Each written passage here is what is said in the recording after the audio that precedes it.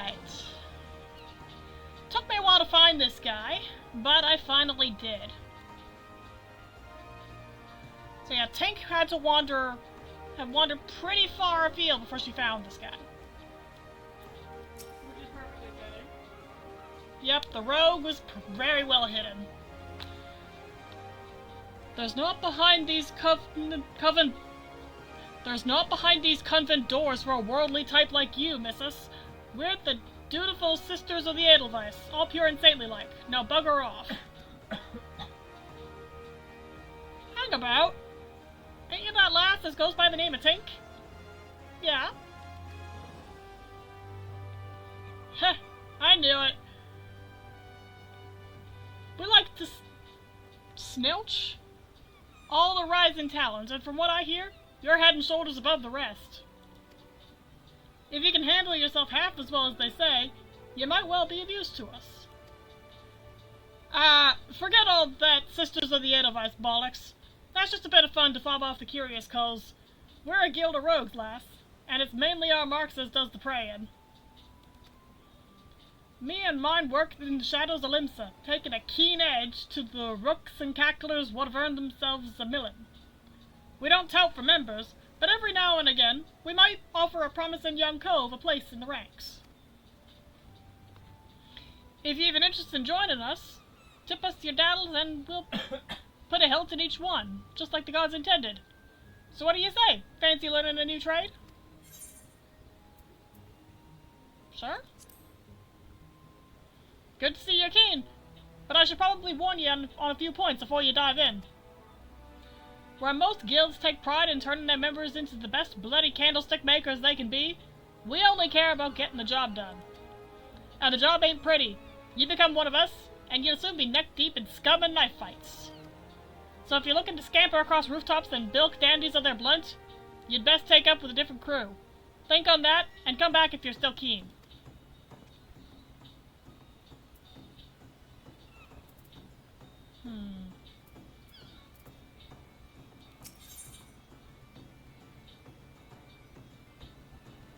Okay, if I accept this with Tink as a... Okay.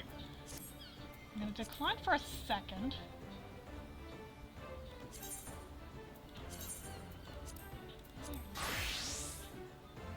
Yeah, I'm gonna put this experience on minor.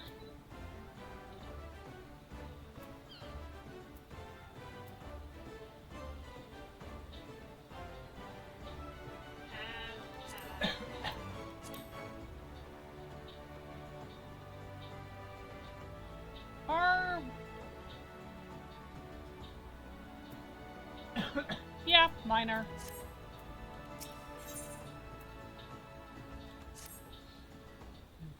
I didn't scare you off then? Bene.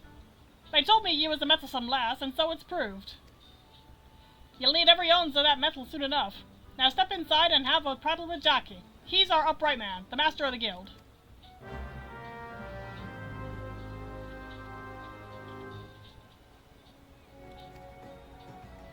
Alright. Looking ahead inside?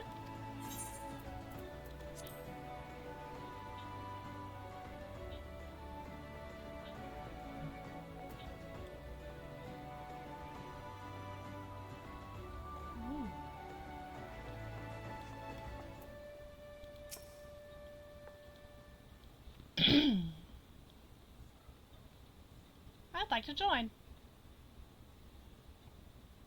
Hi. I'm the one they call Jackie, though I'm surprised you've heard of me. Perhaps you'd be good enough to tell me your name, along with that of the kindly cove I told you mine.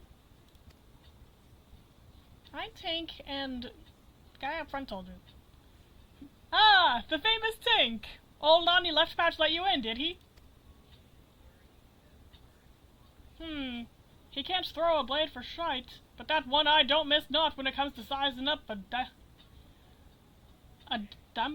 dimber mort for the Stalin? Eh? Just one thing. You ain't a pirate, are you? No? Well then, it's time you was Stars of the Rogue. Pull on your best beater cases and I'll swear you in myself when you're ready. Now, I could fill your waddles with the storied history of our guild, but that's just winds and wind. The most important thing, the only thing, we care about is getting the job done. Now, most folk, and I'm assuming you're among them, know that not long after Limsa's founding, the city was overrun by a motley collection of pirates and thieves. But as wild as that lot were, it soon became clear that they'd all end up killing each other if they didn't lay down a few rules. An unspoken code of conduct, as it were. 1. You don't bite the purses of your fellow Laminsans. 2. You don't rook a crew out of their spoils. And 3. You don't trade culls like they was chattel. I'll admit the finer points of the code are a mite murky, but most agree on those 3 at least. Now, you might be thinking that none of that amounts to a sack of dillberries now the Admiral's outlawed piracy, but in the back alleys and black markets where Merlweb's grip ain't so tight, the code's still alive and well. And just as the law is enforced by the Yellow Jackets, the code is regulated by us rogues. We go where the shadows are darkest, and hand out justice to them as break the code. Some rum-soaked cove steals goods from the wrong cull, and we steal them back. That's the job, my daddy lass.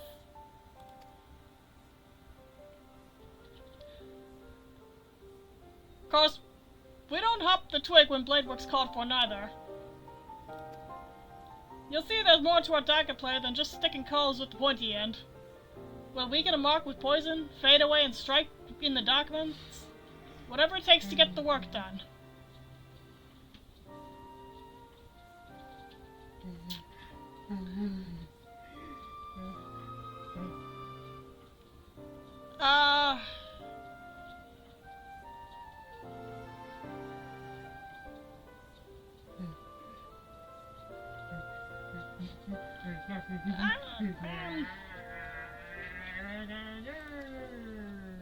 Well, Tink, what do you say to that?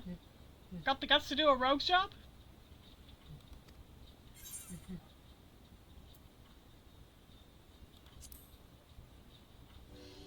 Alright then. First off, we'll have to get your kit sorted out. A rogue needs to be light on her dew beaters to stay on a mark's trail. The job might have you fighting across a deck or weaving through a mob, and the last thing you want is a bleeding great battle axe what hooks itself on every rope and post. That's why we stick to daggers. They let you slip through the streets just as easily as they slip through a rook's ribs. Here, take these stabbers and let's see how they look on you. Just don't get so excited with your new toys that you forget to dress for the role. You'd be surprised at how many colts come back to me in their bloody small clothes.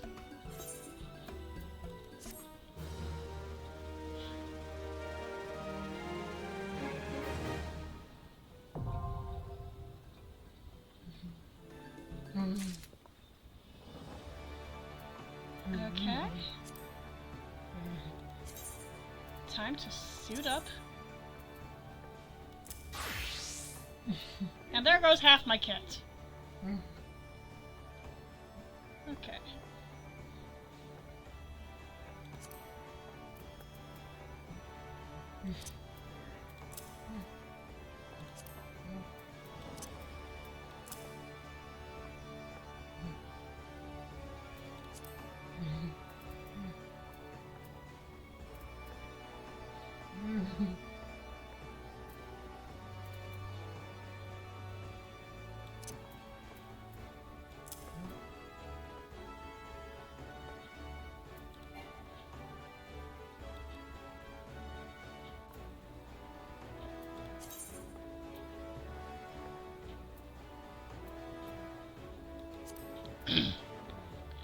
And I'm a rogue now.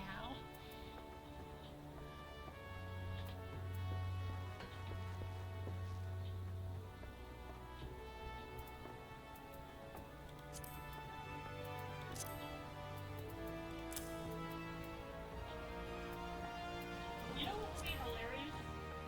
What? If they used that, whatever that first thing was, like that churchy sounding lingo for everything, like what you see with those hidden shops in some action movies.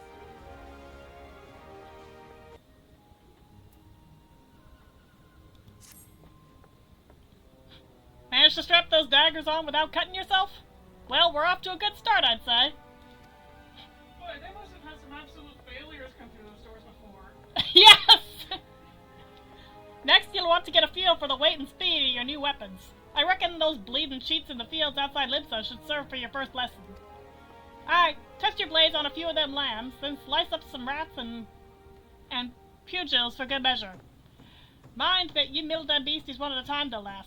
I know you've served far worse in the past, but no dimber-damper with them stabbers just yet.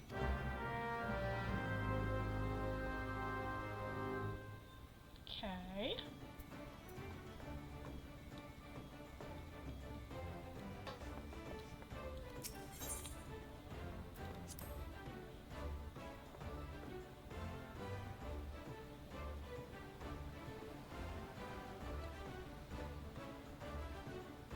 Hi.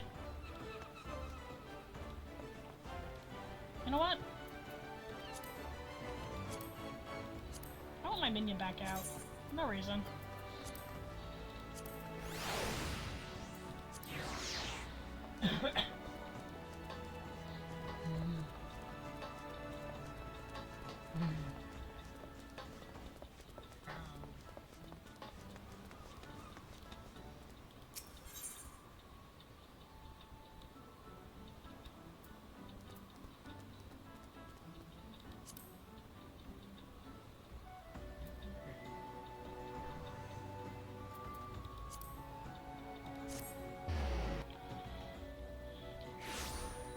Okay.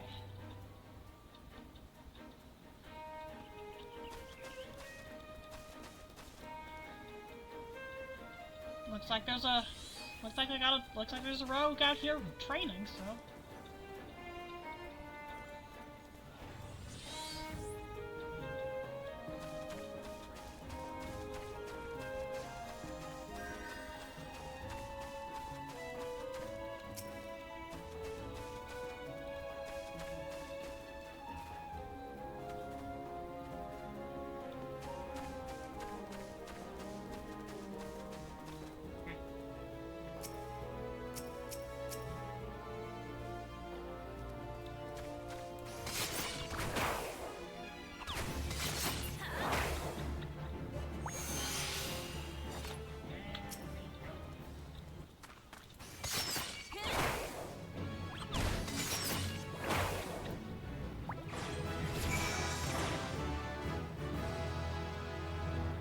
And that's it for the rats. I'm gonna feel bad about this one. Time to kill some sheepies.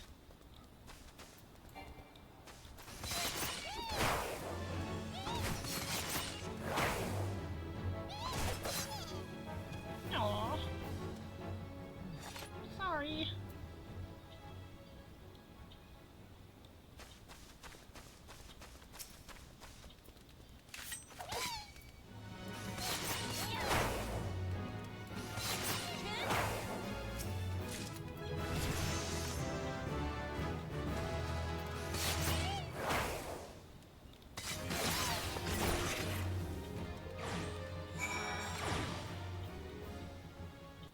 I'll be real, I don't even know what a pugil is.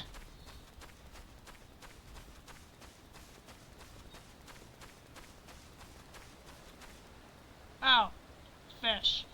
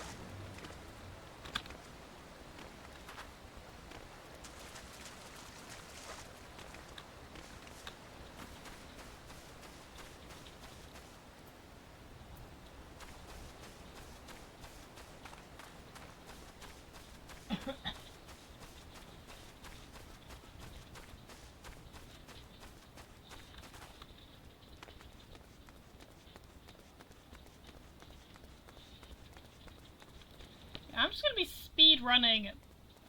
I'm gonna speed run Rogue up to level 20.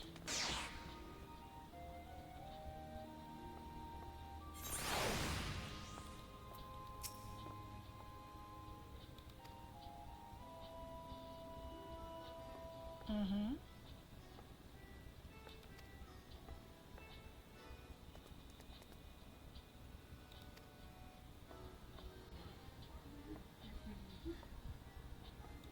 Mm-hmm.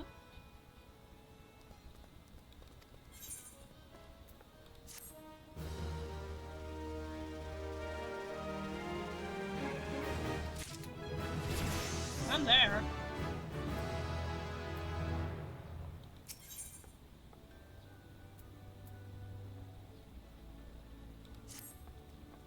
Alright. Yeah, I didn't read all that out loud, but it's fine. Hello there, Tink. I must say, you're looking comfortable enough with those stabbers of yours. I reckon you're good and ready for your first assignment. Ordinarily, I'd stow me wids and let you get on with your work, but seeing as we only just dragged you into the shadows, there might be a couple of things what you ain't yet familiar with. Let's build on what you likely do know, and that's the fact that the Admiral, God bless her soul, has outlawed piracy in Limsa Lominsa. So, why do you think there are still so many sodden pirates in this town? I'll tell you why. It's 'cause there's still one way for him to loot and pillage without incurring the wrath of the law. All you need to do is apply to serve the thalassocracy as a certified privateer. A captain with a privateer's license is free to terrorize the seas till the Aldgoats come home, so long as he only targets vessels what belong to the Garlean Empire. Of course, considering how bloody vast the Empire is, that's plenty of looting to go around. Crews fill their holds with Imperial plunder, then sail back here to Limsa to offload the spoils. And that's where this particular case went sour. See, this one crew got their fan bolts on a Magitech device, a firing mechanism to be precise, but was rooked out of their hull by some heavy-handed codes. If you'll recall, that don't sit well with the code. If you're bold enough to rook a pirate out of his due, then you'd best be prepared for a visit from the rogues. Ah, and speaking of rogues, Underfoot, over here, lad. Aww! Okay. Rock. Just going by... Okay. Would you care to take a guess as to who, or should I say what, wears the name of Underfoot? It's a Lala? It's a Lala! That is perfect! I want the pair of you working together on this. Pass sentence on them code-defying rooks, and bite back that Magitech part.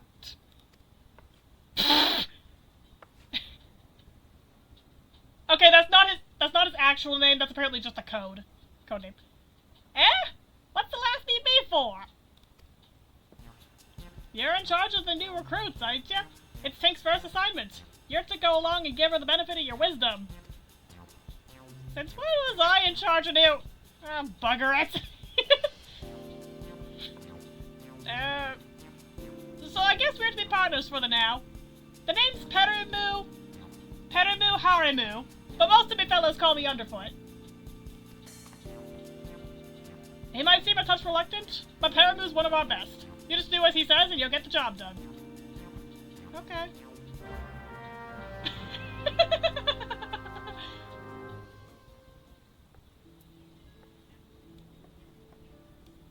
Okay, before I do that, I want to update my gear. And you know what? I'm gonna let servers know that I'm playing.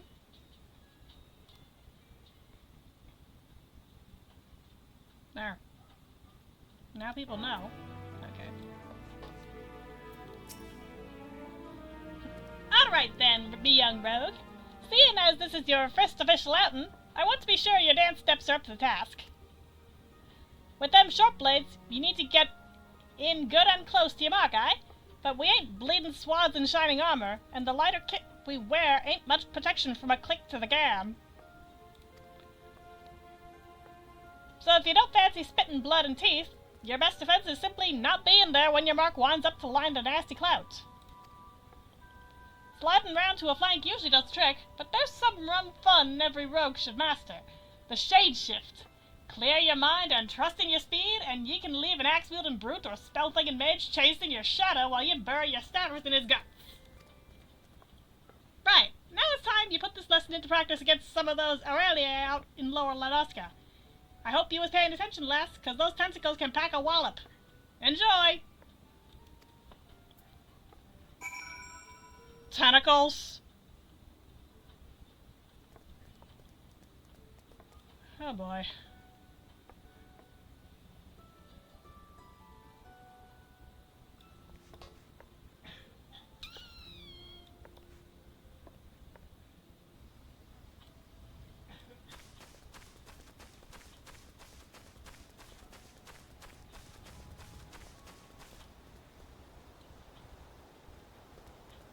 Probably them. Thankfully, river toads look peaceful. I just don't want to get into fights.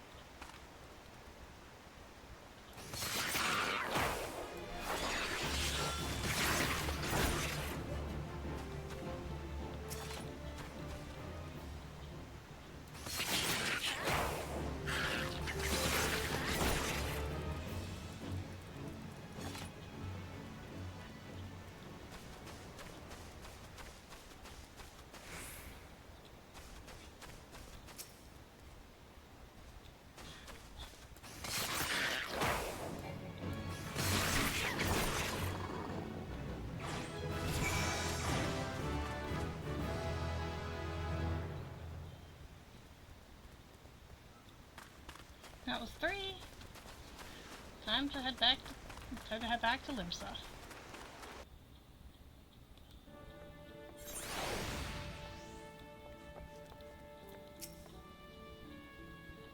Done with your practice then? This thing of them tentacle buggers will soon teach you to stay on your toes, eh? Now I've got your blood rushing, I'd say it's time to get down to work. First things first, we need to track down them addled coves what rooked that Magitech gadget. Might be as one of our rogues has heard something. The guild thrives on information, you see. We've agents scattered far and wide with their glazes keen and their wattles to the ground. Let's pay us a visit to Itoldwan at the Drowning Wench. Ask her for a weak ale and see what that gets you. I'm not setting you up for a laugh, lass, trust me. Okay.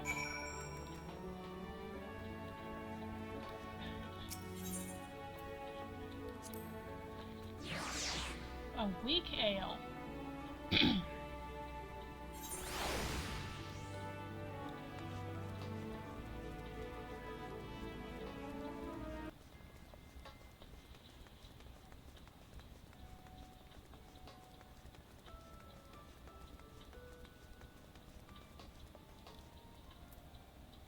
I see you over there. Welcome to the Drowning Wench. What's your pleasure, miss?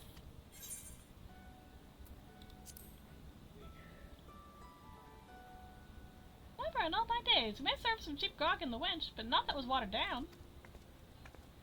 If our usual ale is too bold for your taste, mayhaps you'd like to order from the underground menu? There's quite a lot on offer for a customer with your roguish charms. Was there something in particular I could help you with? Ah, the trouble over that Magitech loot? 'Twas not a subtle job.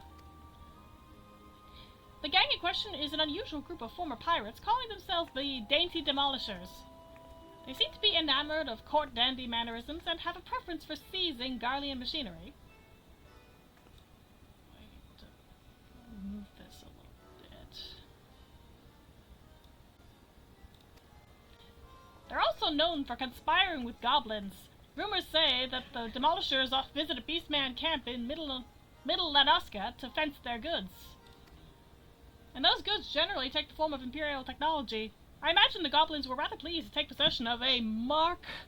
What the heck is that Latin number? Anti-aircraft cannon firing mechanism. I think 43, but I'm not sure.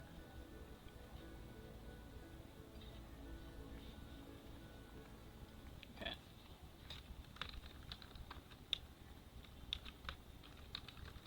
Every time you start reacting to things like that, I remember that one clip. And I have no context for the clip. Look no further than, oh my god, where to start?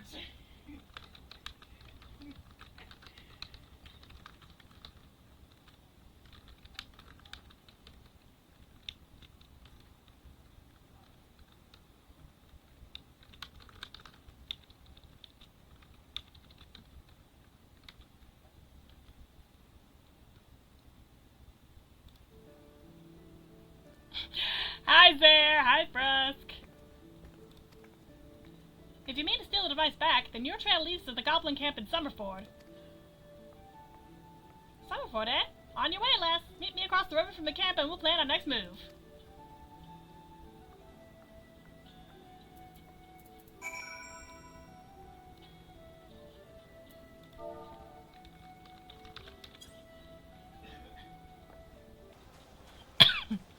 Okay, Underfoot, where are you hiding?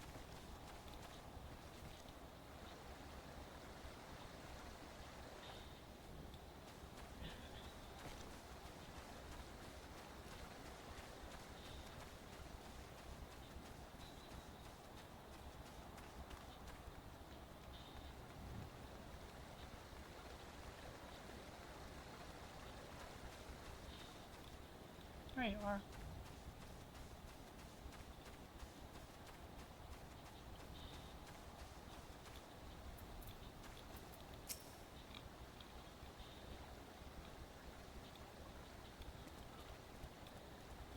Get your talking down, Tink. I've been snooping the action across the way there. No sign of the demolishers, but I did see one of them gambler coves stuffing the Garlean gadget into his backpack. I knew it old one would steer us alright. This is your chance, lass. Clap that gambler gobby and grab that device. I've lost track which god it was, but I'm thinking it's that sod on the left. Just make sure you dance away from any bomb blasts. Twisting and dodging in the middle of a fireball might not save you from getting your eyebrows singed off. Okay, the one on the left.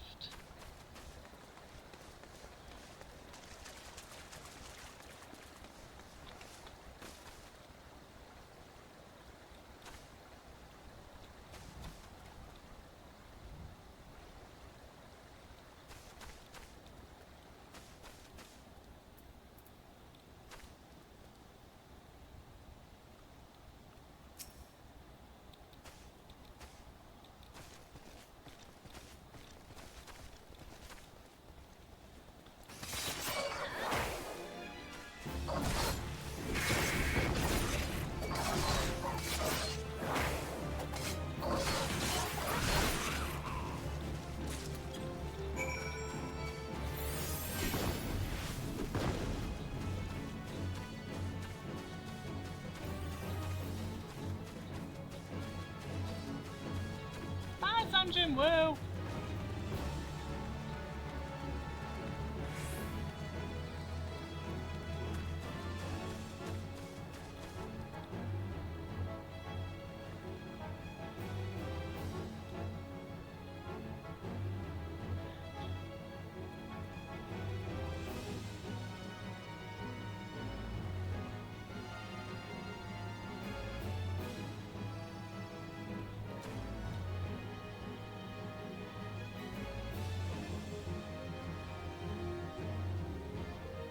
I see they're having fun.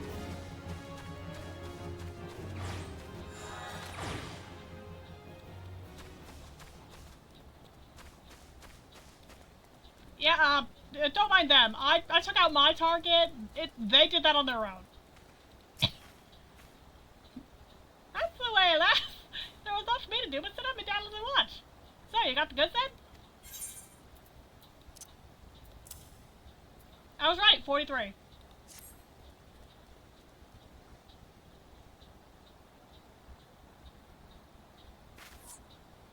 Ah, this is the device, and no mistaken. Let's get it back to the guild, eh? We still owe them demolish bastards a million, but they'll keep for the now. Here, you should be the one to deliver the prize to Jacket. It was your hand what snatched it out of the goblin's paws, after all.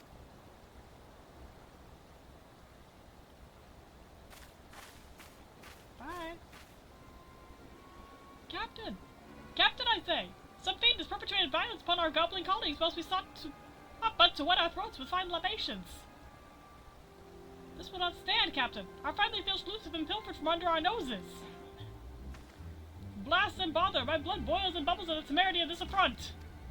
I know not the identity of these audacious buffoons, but they shall be made to pay, and pay dearly. With me, my fine fellows! Huzzah!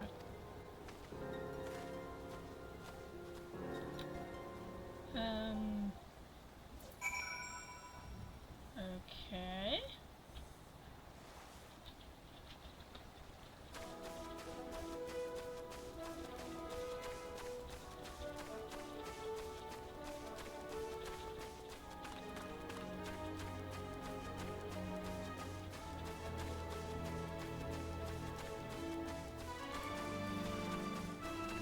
So, we might have some problems.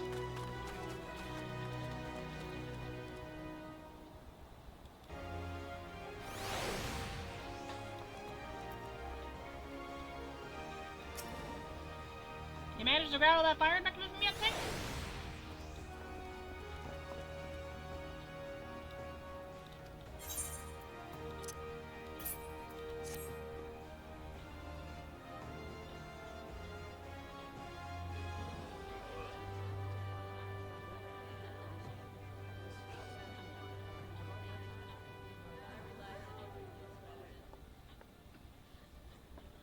Ah, still in one piece too. Thank you. You've done well for your first assignment, lass. It don't look like much, but that crew put their lives on the line to clear this here bauble. They'll be pleased to see us snatched back from the Ruffmans. About that. We've yet to do for the dainty demolishers, Jack. The job ain't over. You're right, Underfoot. It ain't. Break the code, you face the consequences.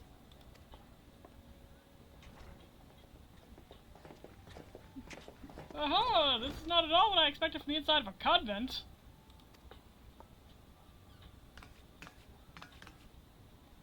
And who might you be, sirs?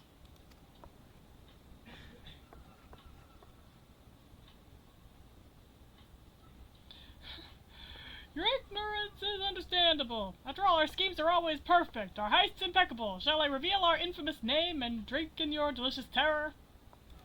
Quickly making sure that it's still going. Yes, it is. We are deadly, dastardly, and dictionally devilish. Quail before the dainty demolishers. Yeah. That what you're doing sounds more like a deer rugged. It is. Yeah, that's hilarious. Captain, those last misappropriated our merchandise. Now, how... Okay, first of all, how dare you? Second of all, you have no evidence that I had anything to do with that.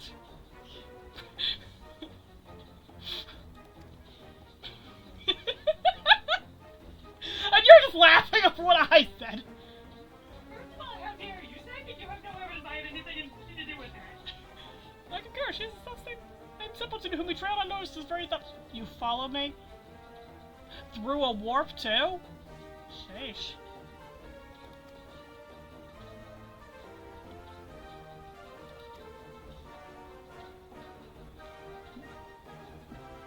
Now, my dear dandies, let us not be unpleasant. We should endeavor to resolve this distastefulness without resorting to insults or other less diplomatic methods, at least not yet. You there, yes, the clean-cheeked errand boy. Be a good fellow and fetch me your superior. One of your colleagues has committed a terrible crime against us, and we shall not be leaving until proper restitution has been paid.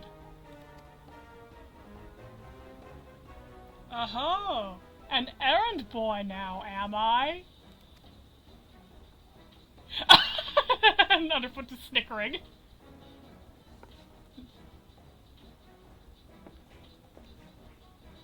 Tell me, Captain, just what kind of place do you think this is, then?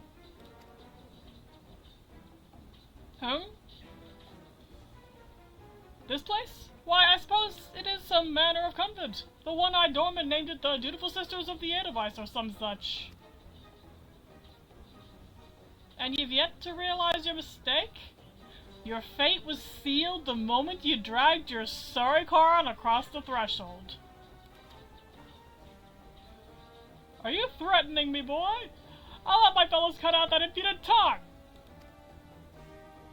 We've exhausted our reserves of dainty today, lads. Show these fraudulent sisters how the demolishers deal with upstarts.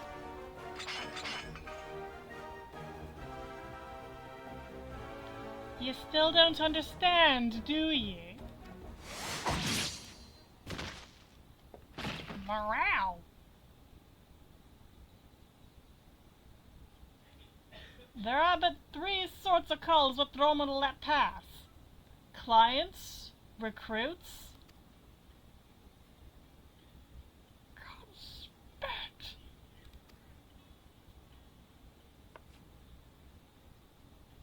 Oh, buddy, that Lalafell panic pose, that Lalafell shock pose is a... That's a setup! Panic? Yup. He was panicking right up until... Didn't your mom teach you not to interrupt a lady when she's talking? He was panicking. He was like, that's a setup. That is absolutely a setup. Pretending to panic? Yes.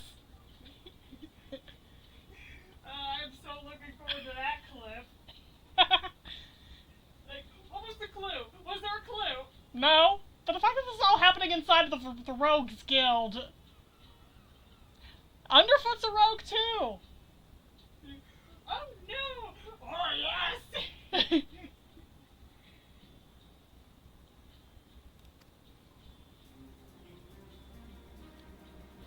Oh no, I'm doomed! How did you believe that? You'd have learned that the third sort of call is a bollocks for brains mark what marches himself right into the rogue's den.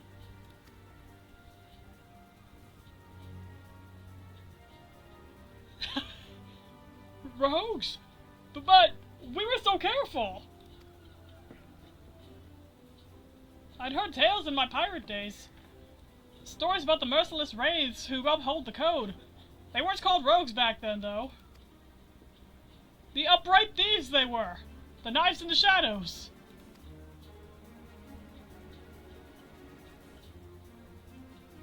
You can't be them. You're just trying to scare me. Well, the captain of the Dangerous Demolishers is not so easily cowed. To the house of your deceptions! Huzzah! Huzzah for my fallen comrades! Dude. One got knifed in the back, and the other got struck down. One shot by someone only half their height. The man has no brain. Ah!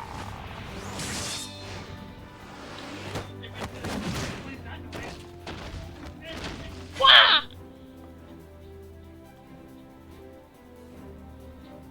Deceptions?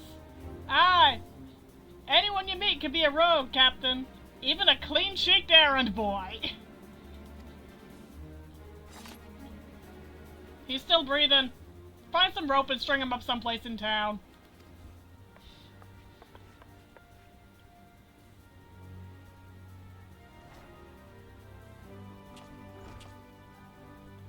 And now the job's done.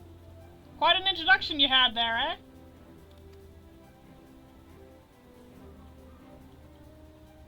Welcome to Limsa Laminsa's ever-churning underbelly, where the thieves shed their skins and become rogues.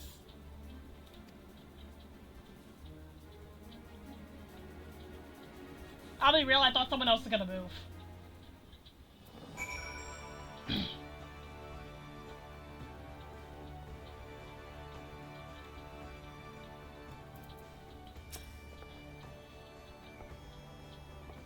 for discussing the old days, but since it's come up, I might as well clear up the confusion. It was back when piracy was at its peak. The coves what protected the code were Dimberdambers, the best lads and lasses to be had from among the pirate crews. They bit back the goods was wrongfully bitten, and came for the guilty under cover of darkmans. Upright thief became the title for these coves, what dealt in sanctioned stealing and milling. But it was only those as had cut all ties with the buccaneer's life what was accepted into the ranks, conflicting loyalties and all that. They formed their own guild and even their own way of speaking, and what was once pirates was pirates no more. Later on, when Merwin took the Admiral's chair, the upright thieves agreed to abide by her laws. We became the Rogues Guild to mark the change, and altered our recruiting policy to accept venturers like yourself. But although the title was different, the job remains the same. Uphold the code, and preserve the underground society what spawned us. Just as you've done with this assignment. Keep up the good work, Tink, and you'll go far in the shadows. Oh, okay. Front thing! New knife. Second...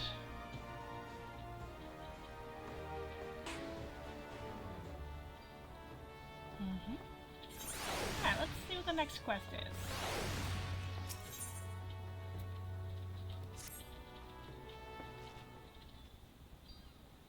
Now, I did chat that I can't play for too much longer because I've got an early appointment, but I do want to get at least 1 or 2 more quests done.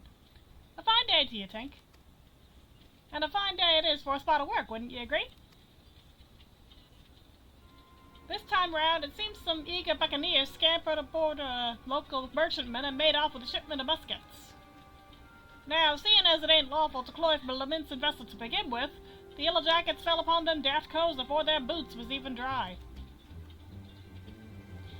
Aye, they caught the pirates right there on the docks, but the stolen boomsticks was nowhere to be found. Fenced in a longboat deal, I'm thinking. That's when our guild was officially contracted to retrieve the goods. Which weren't really needful, since the code would have had us on the job anyway. You don't bite the purses of your fellow Laminsons and all that. So this is your assignment, Nadalas. Find out where them weapons went, and bite that shipment back. Seeing as the cutters hit that merchantman are already rotten in irons, you needn't rush in with your stabbers a-stabbing. I want this job handled quick and quiet, and I'm the perfect partner to show you how it's done.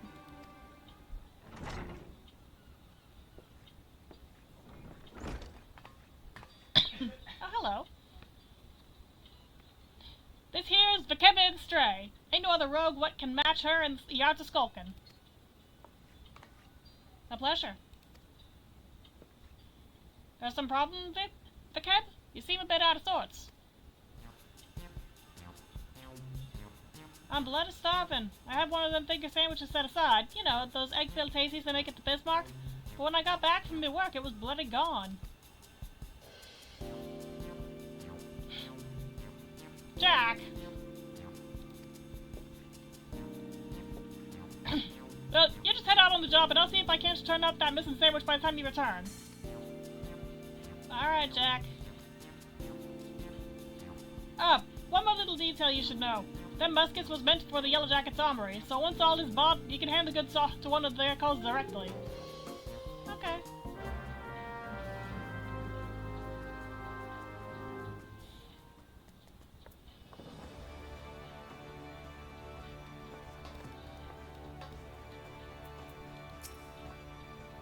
You can start whenever you're ready, Tink. I've had a colleague keeping a waddle out for aught that might help us, so I suggest you have a few words with her first. You'll find her at the High Lane, posing as fishmonger.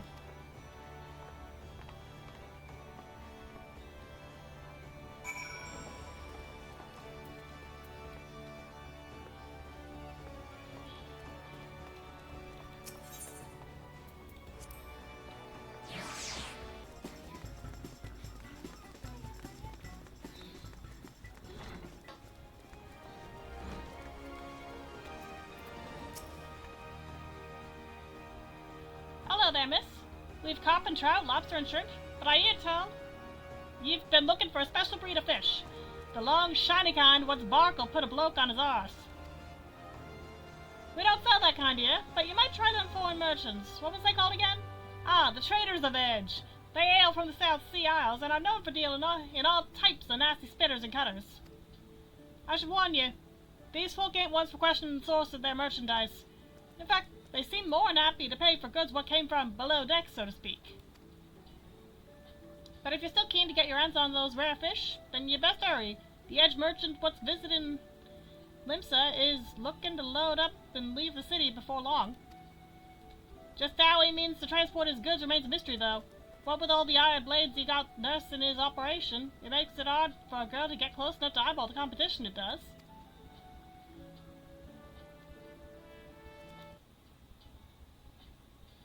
Okay.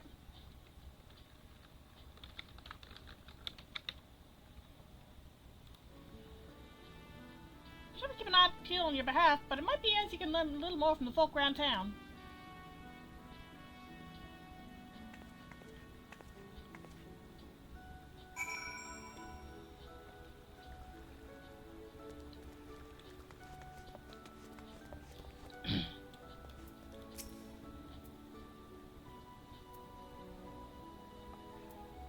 Traders of Edge, eh?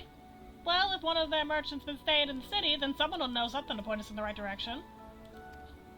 The trick is to listen without being seen. You'd be surprised at how culls cackle when they think no one else is about. We'll focus on places but see plenty of traffic. You can have the Bismarck, the ferry docks, and East Hawker's Alley. I'll try my luck at a few other spots, then meet you in front of the guild when I'm done. Remember, keep hidden, keep quiet, and keep your wattles open.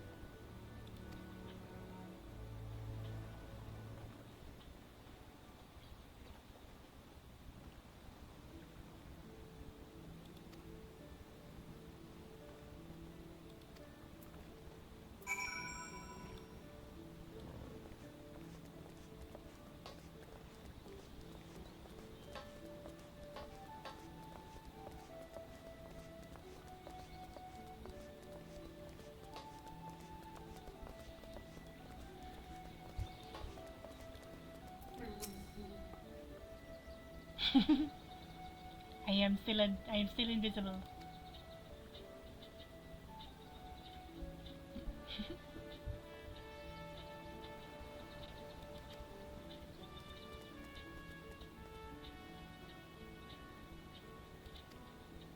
Mm-hmm.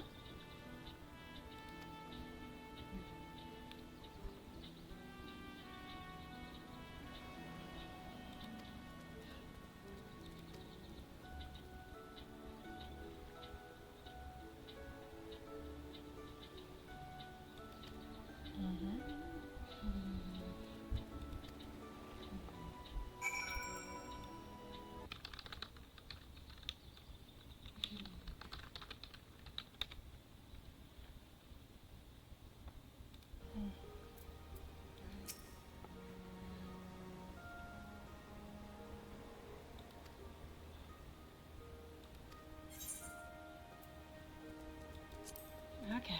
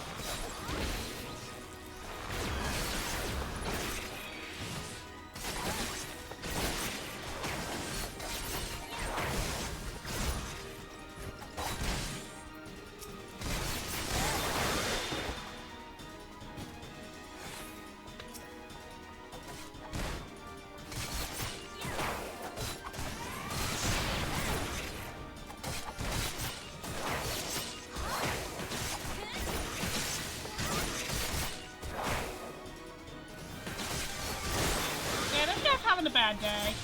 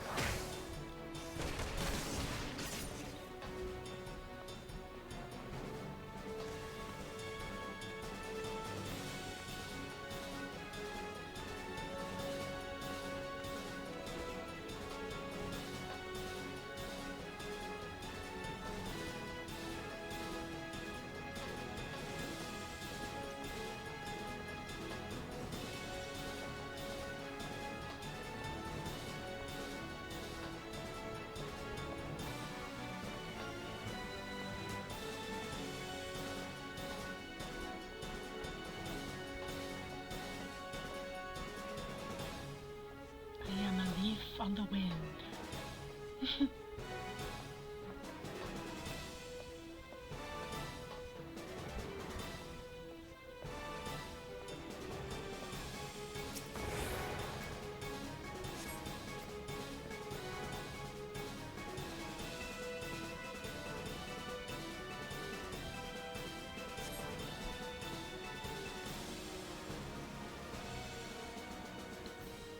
Mm-hmm.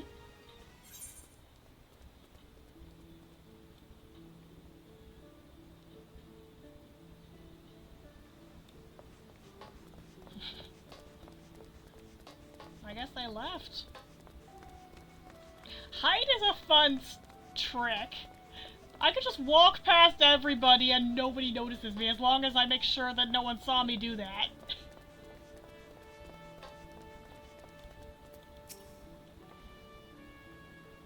That turned hairy, didn't it, Dove?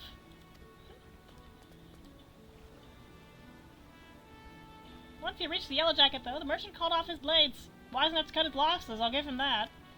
I'd say we're all done here. Let's head inside and tell Jack the bad news.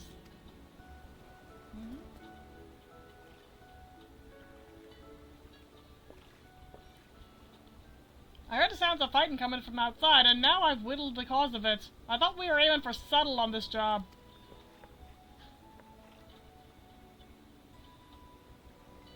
That many swans, was there?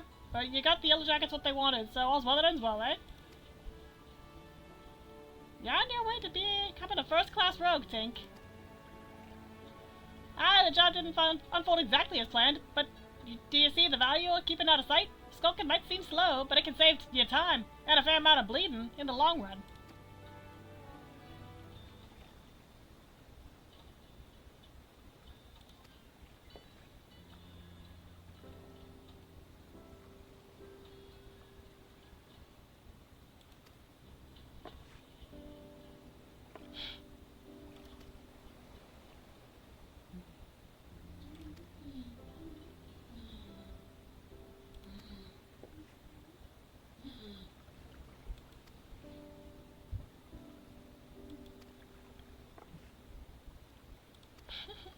This is so cute.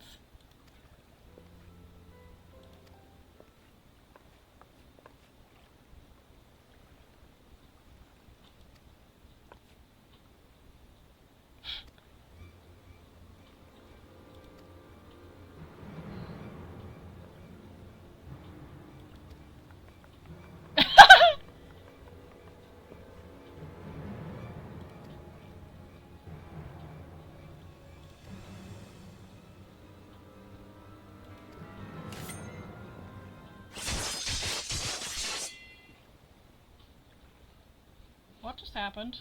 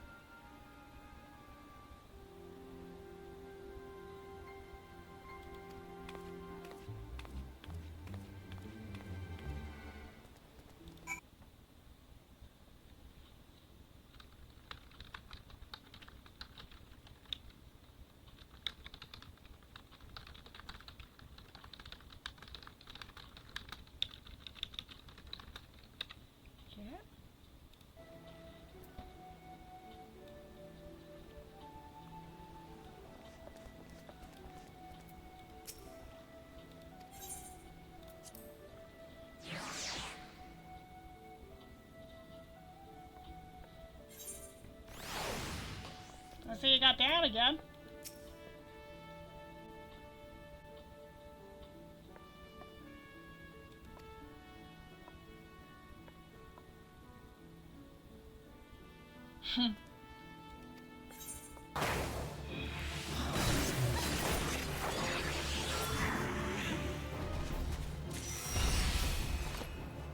Yeah.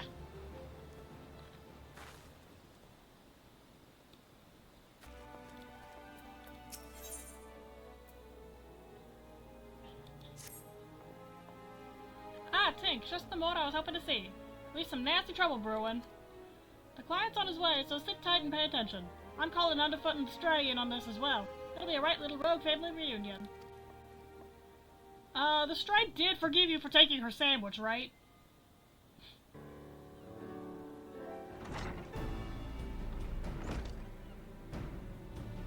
Jack, the client's arrived.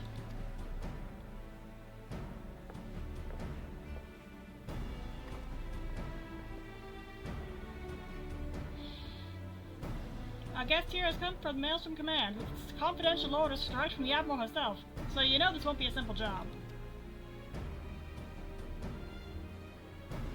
I'm afraid your guildmaster speaks truly. 'Twas several days ago when an emaciated man stumbled into one of our camps seeking aid. Upon questioning the poor fellow, we discovered that he had narrowly escaped a life of slavery. He claimed the pirates had raided his village, abducting him and many others to sell on a black market auction block. We dispatched a patrol to confirm the tale and found the village almost completely destroyed. 'Twas a meager settlement without so much as a guardhouse. Thus did its unkind fate escape our notice until now. You'd think these pirates never even heard of the code. Pillaging honest souls and dipping their wicks in the slave trade? They're headed the right way for a good stabbing. Aye, though it ain't set down in so many wids, the code's notoriously unforgiving against those as raise weapons against the weak. After all, the first pirates in these parts were culled as what was fleeing oppression in the northern seas. Ignore your history, and you risk becoming what it was you hated most. So you have a mark for us, then? That we do. From the descriptions given to us by the escaped villager, we've determined that these lawbreakers are members of the Jolly Merchants, a pirate crew in possession of an official privateering license. It would appear, however, that privateering has been naught but a screen behind which to hide their illicit activities. One can only imagine how many other lamented citizens have fallen prey to these wicked slavers. And we've let it happen right under our very noses. Naturally, the Admiral desires a swift resolution to this ignominy, but merely tracking down those poor souls who have already been sold is proving heavily taxing to our allocated resources. We could throw more soldiers at the problem, but that runs the risk of drawing small folks' attention and inciting undue panic. Thus do we come to the Rogues Guild for help. We ask that you eliminate the Jolly Merchants and liberate the villagers presently in their custody, and that you do so with the utmost discretion.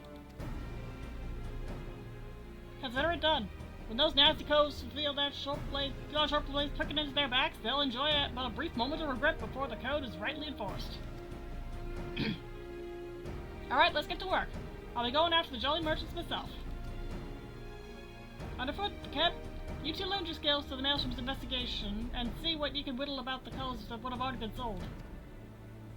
Tink, you're coming with me. I think you're ready for the next step of your education. Okay.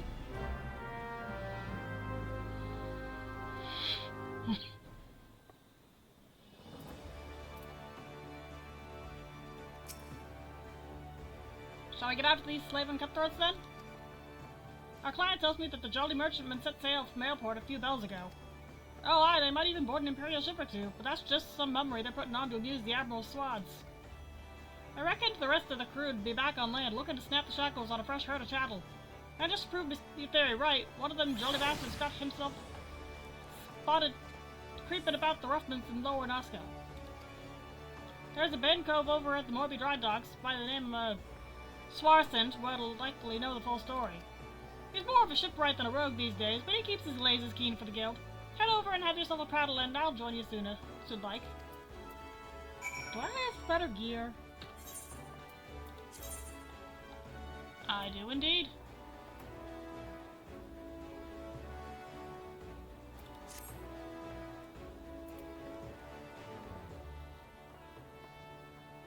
That looks way more roguelike.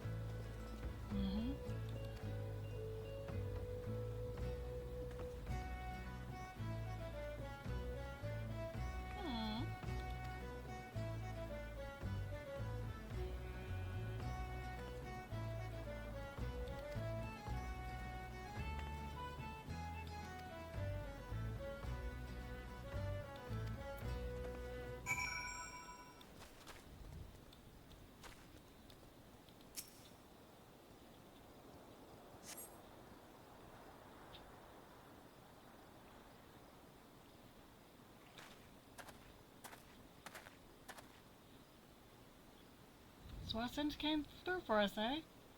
Now what do we got here? This one looks a charmer. What a move on you! Me bag-legged grandma was quicker than you miserable sack of fight.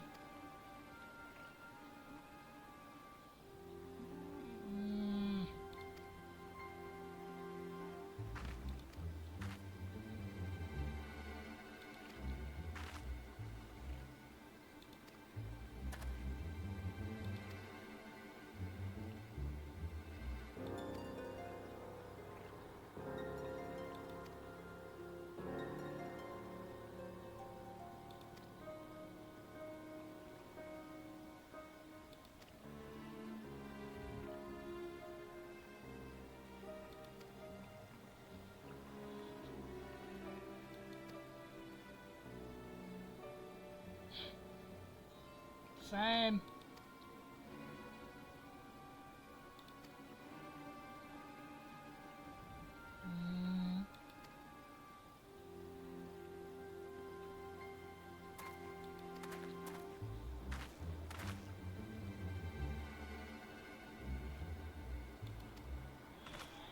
I'm probably gonna warp there.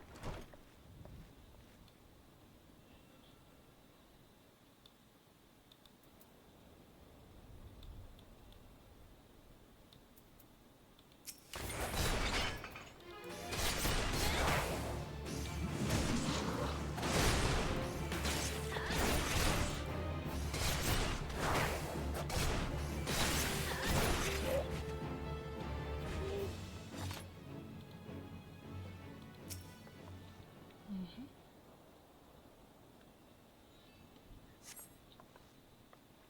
Aww.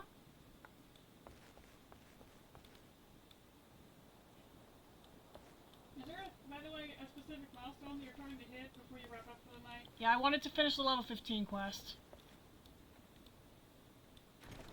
How are you doing on that?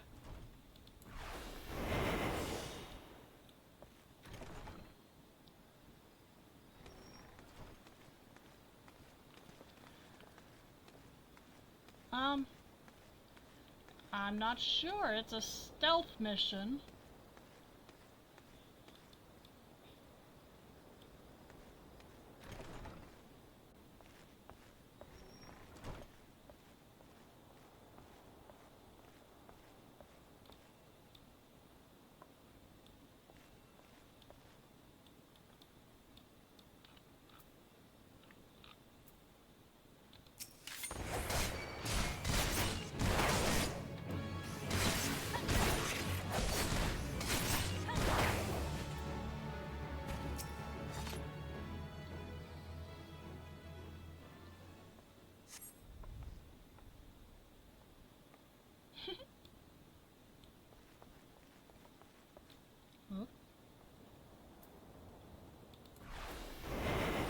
Almost left without hiding.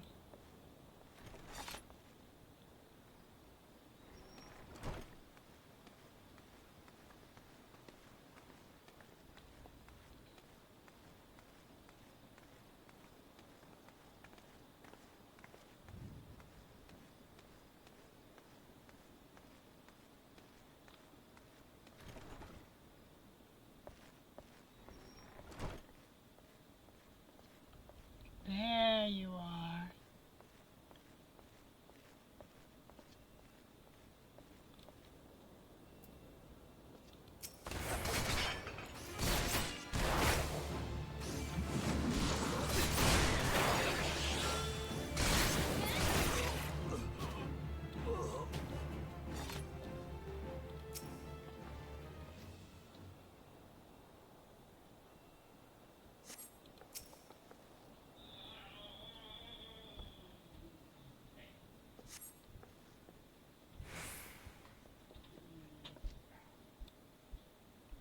Hi. Yep. Of course.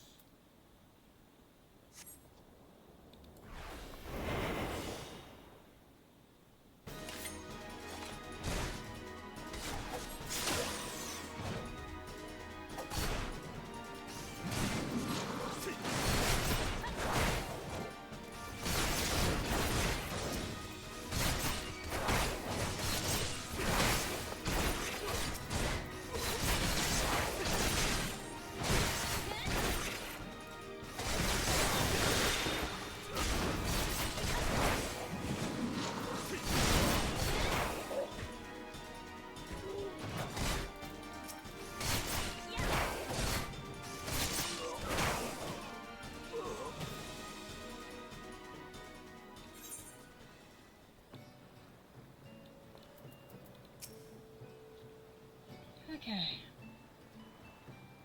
Ah, I just noticed the time. That's why you asked. Okay.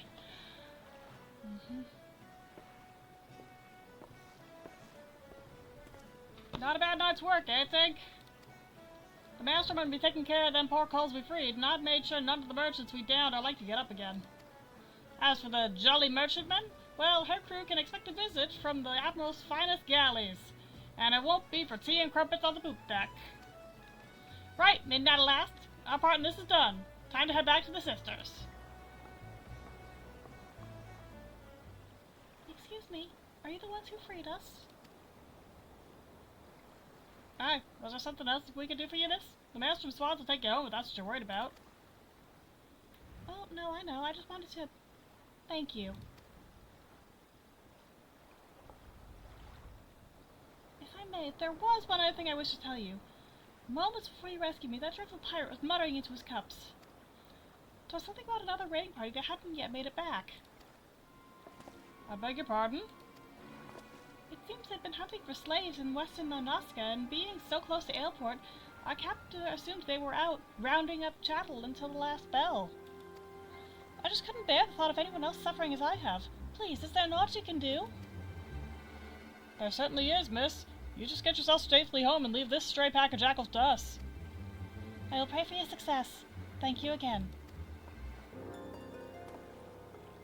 Yeah, so much for savouring a victory pint. I'll send word of this development to Underfoot and the Stray. We've some well-earned trade for the last of these jolly merchants.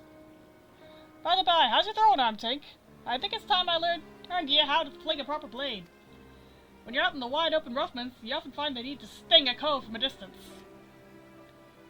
And I'm sure canny lads like yourself figure out all sorts of uses for a well-thrown dagger. Just keep it in mind for when we hunt down the rest of them slavers.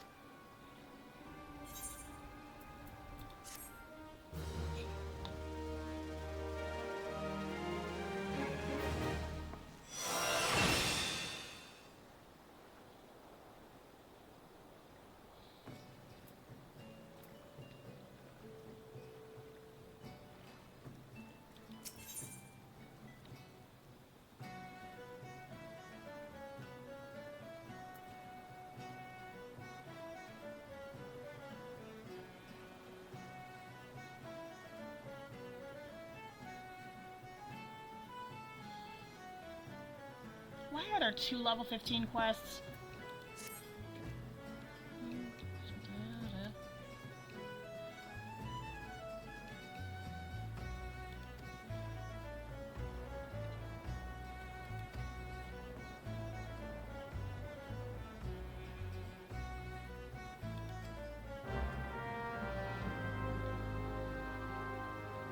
Okay, I picked it up, but now I'm going back to Limsa.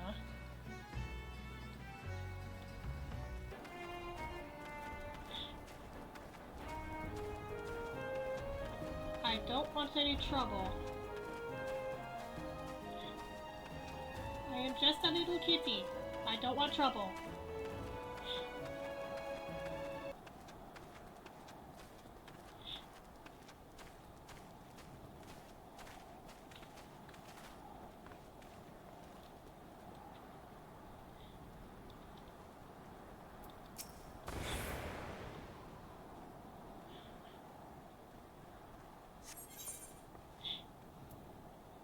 Okay.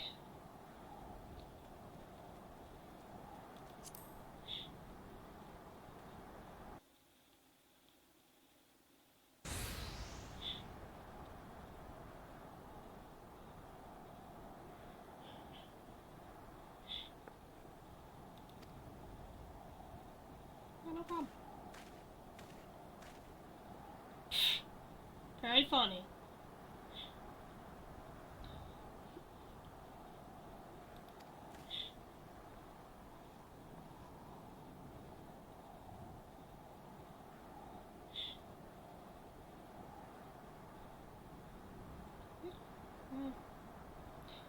Yeah, I'm not gonna do voice acting this time, just because my throat is still being a little finicky, but yeah.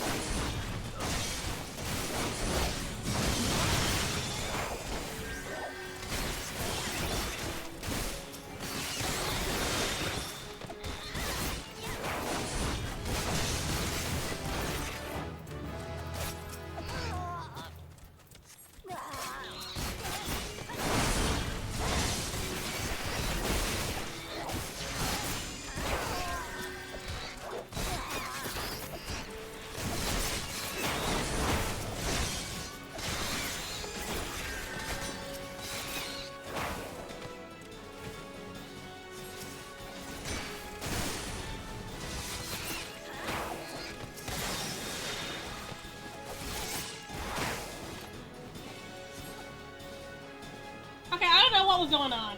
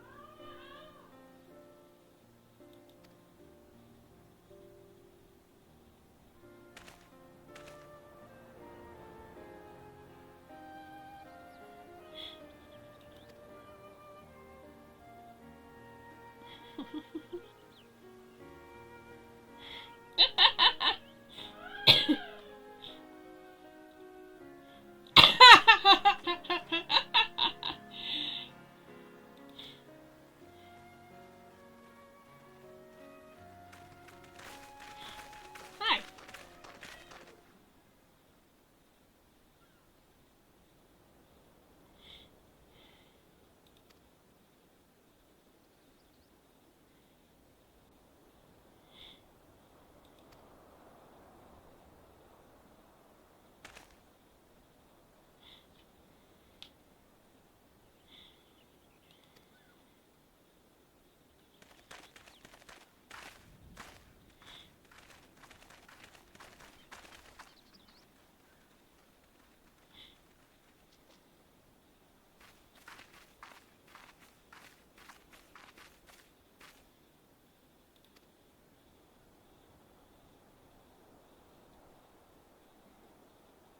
I take that as a no.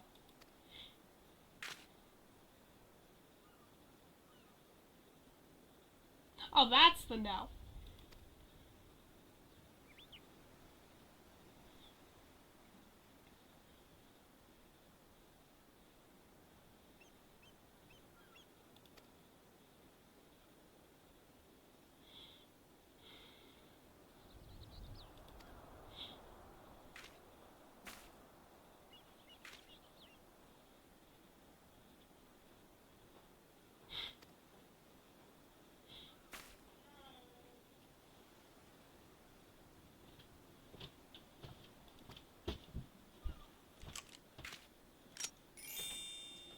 Okay, I officially don't like you.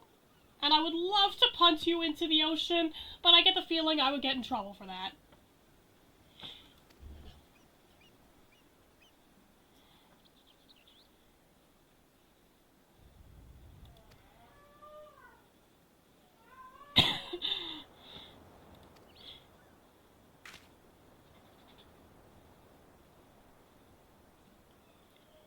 Really?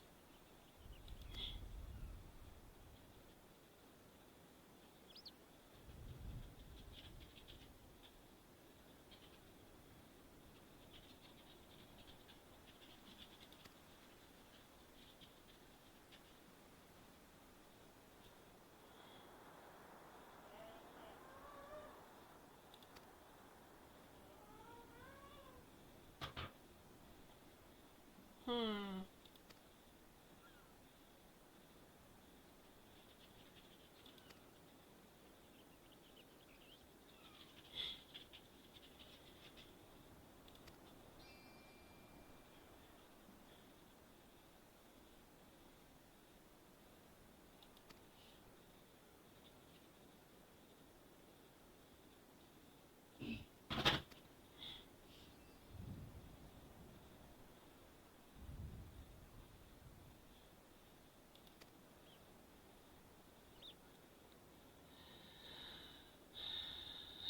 I really want to punch you into the ocean.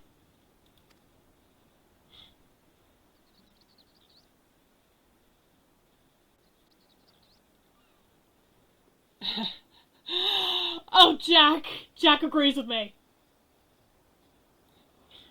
Alright, you screeching shrew.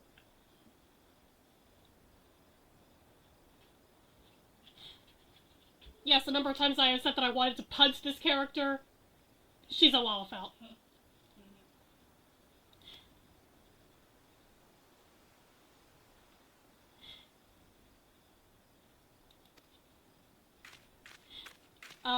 She does realize we have the Admiral's support, right?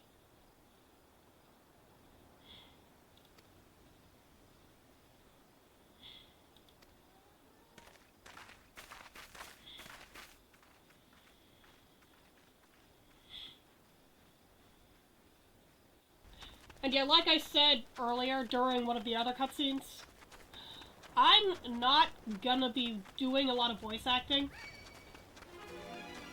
I don't want to fight you, Buzzard. Leave me alone.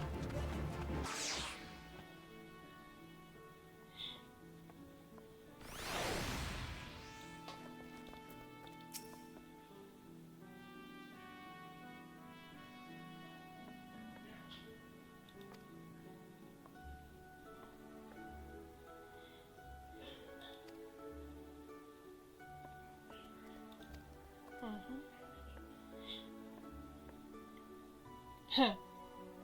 Alright.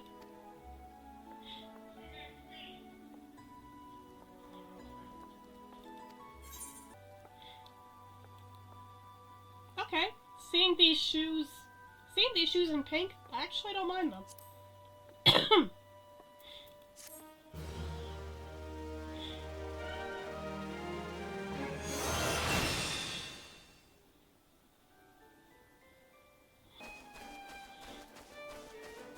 Yeah, I've pretty much figured out my way around Bannerland, but Lanaska, not so much.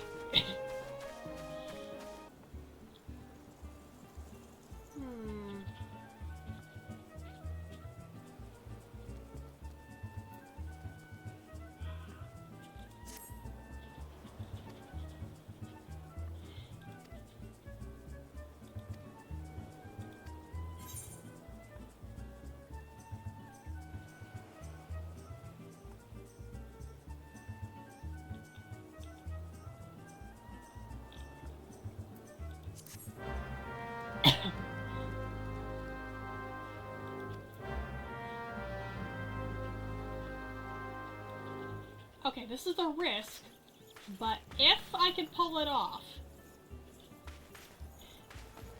it'll be a big chunk of experience.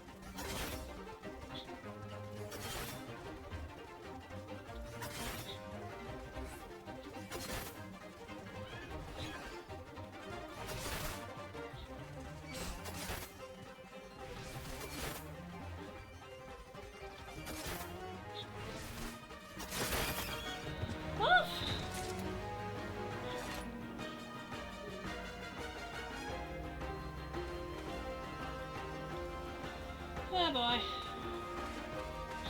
Okay, note to self, I need to run in circles.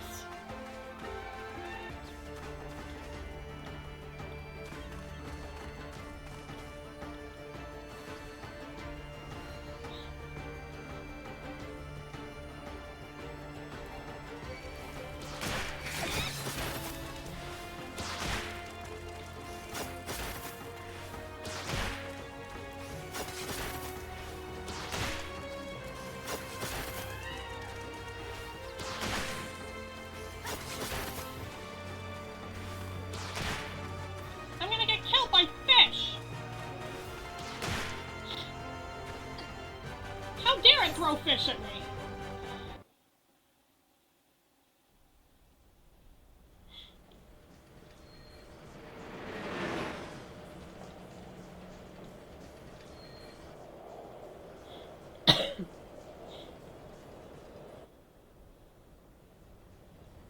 Yeah, my thoughts exactly, Tink. That looks weird.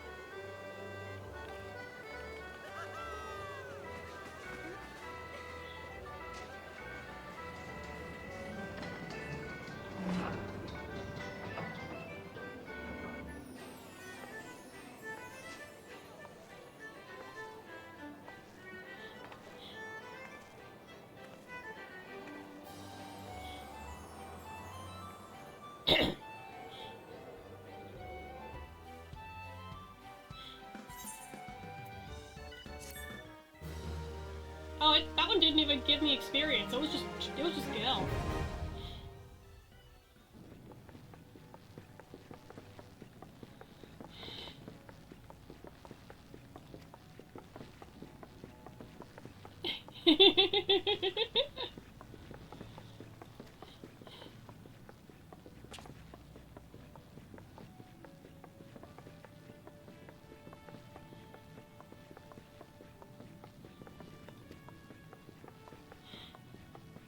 That's what I'm thinking.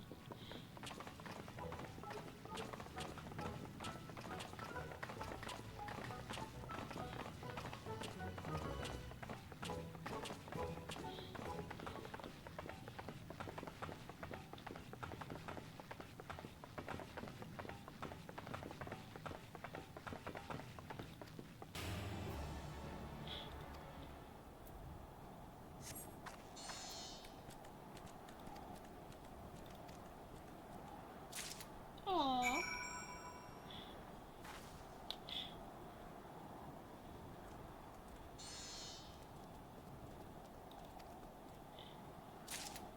Aww.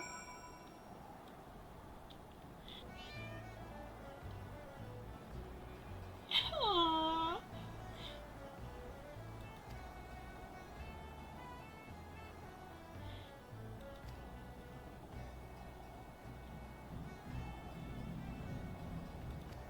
Okay. Aww.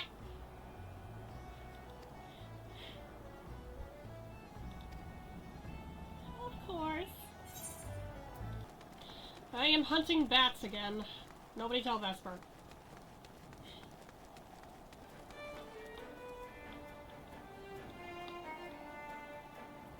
Oh, you're up there. How do you get up there? Okay, if you're up there, I can't get at you at the moment, so. That looks awful. Okay, you guys stay over there, I'll stay over here, and we will get along just fine.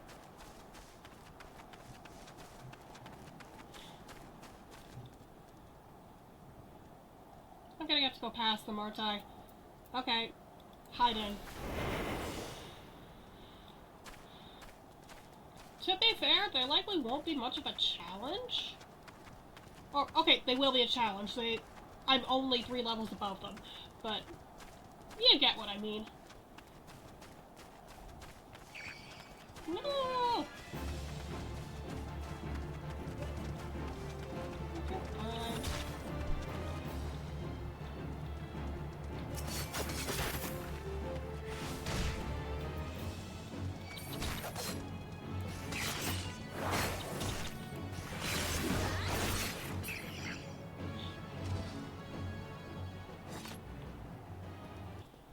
Did my existence behind you startle you that bad? A bit. Ah! Go away!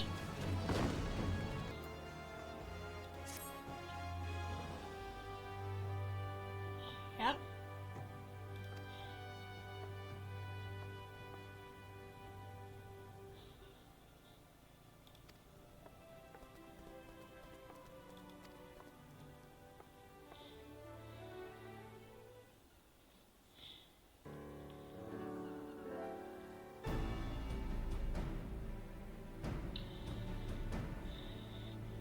Yep.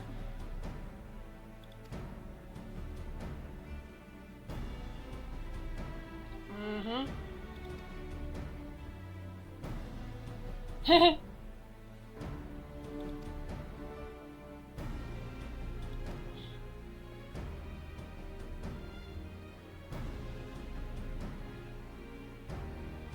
Sheesh.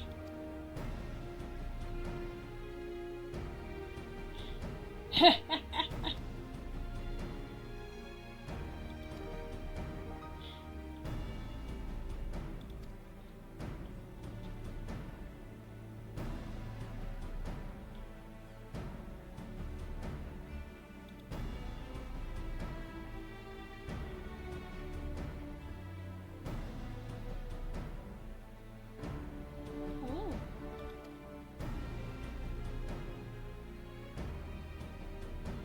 Huh.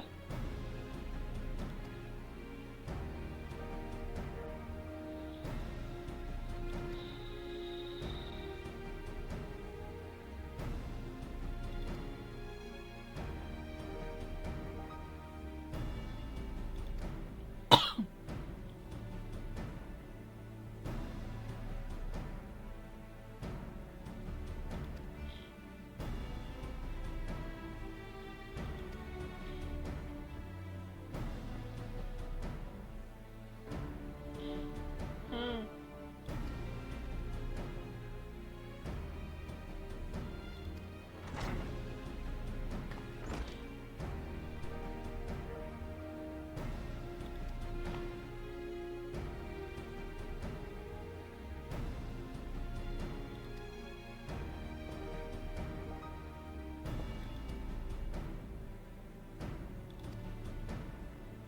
Hmm.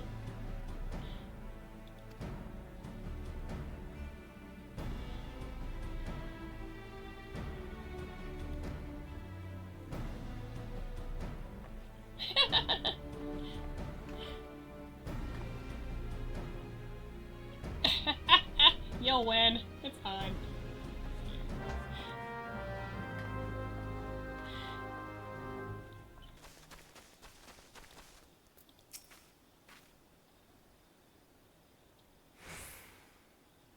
Yep.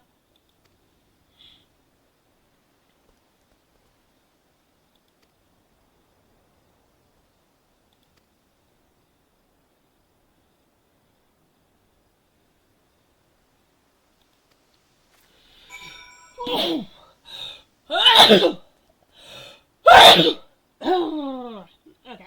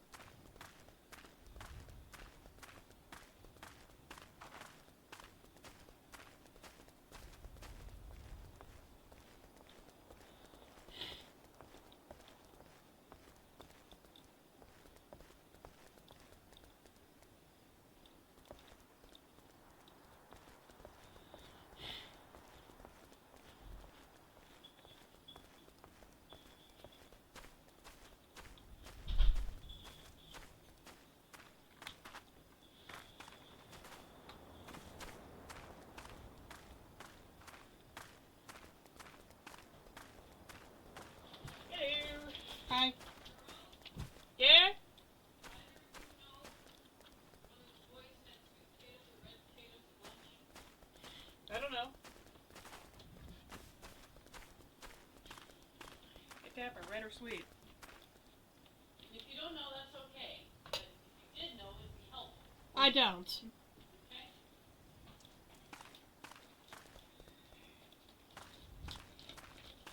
I was on my... It must be almost time to go. Not really. The meeting's at 6:30. I was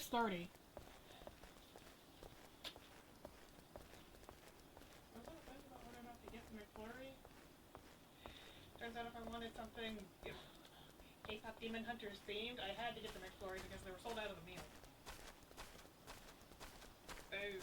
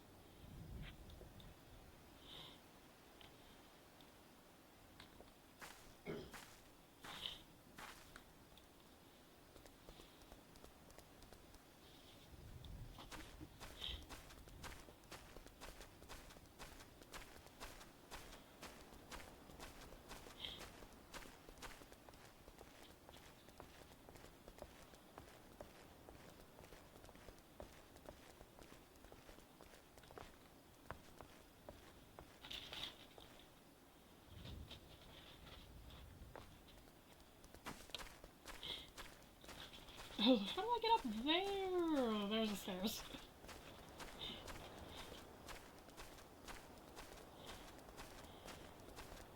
I really need to work on the whole looking up thing.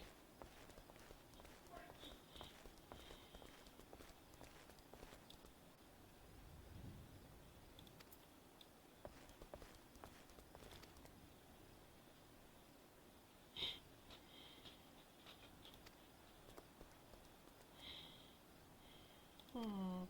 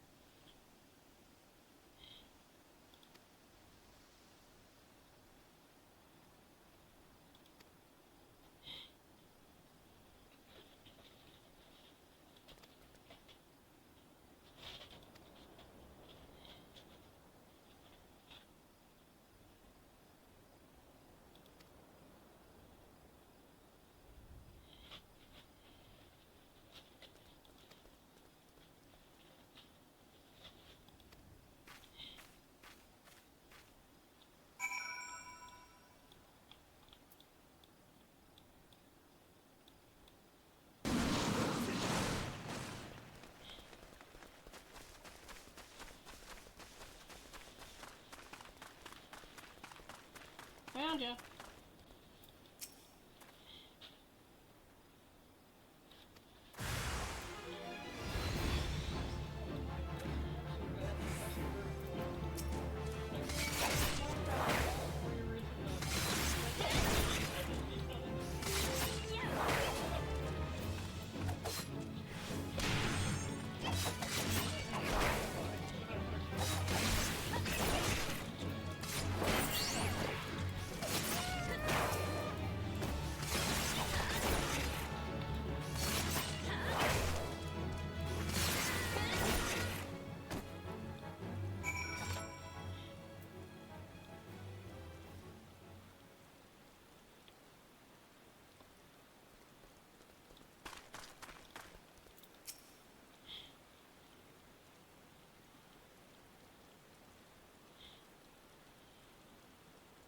Hmm.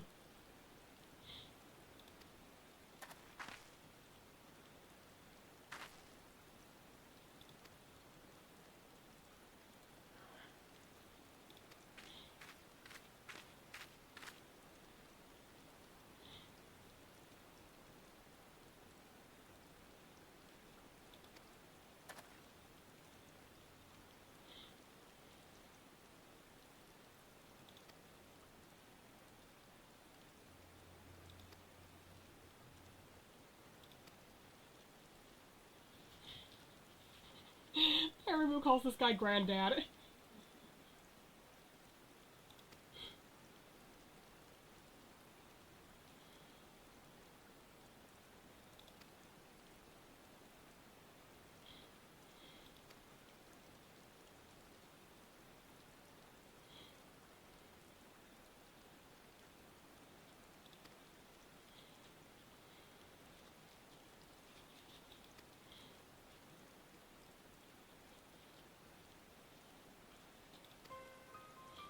Oh.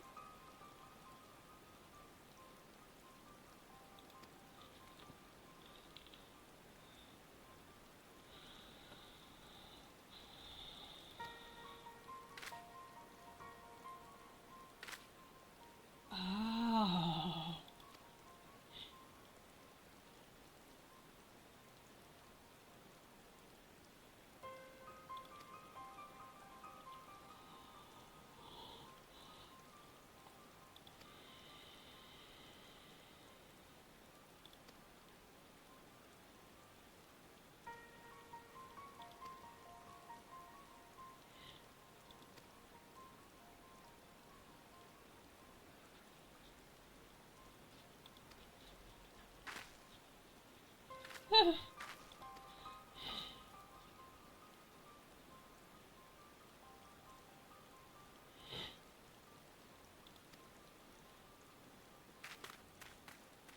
Okay.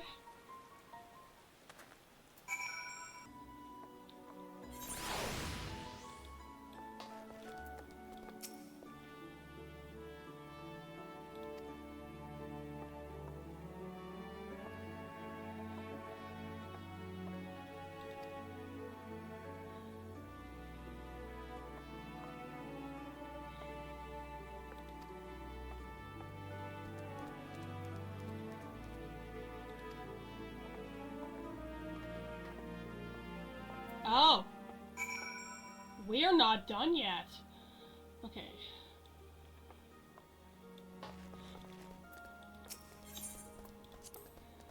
Alright. The Morby Dry Docks. Okay, serious question, Tapper. Why did you think it was gonna stop raining just because you teleported?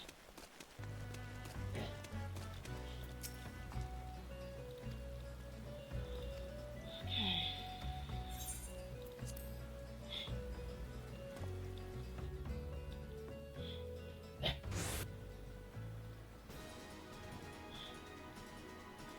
Okay, I'm gonna be pushing it a little close. But I'm not gonna worry too much about it. The church is just down the road.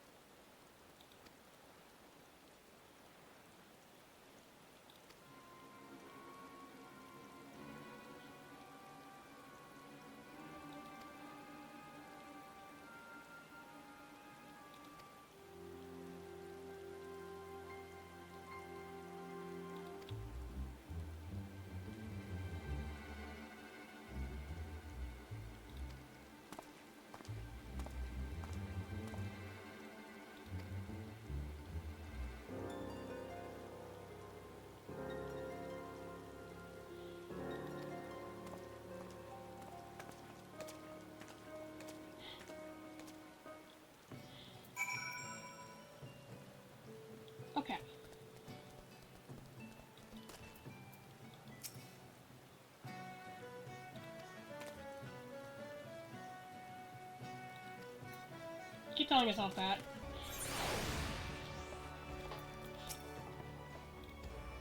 Okay.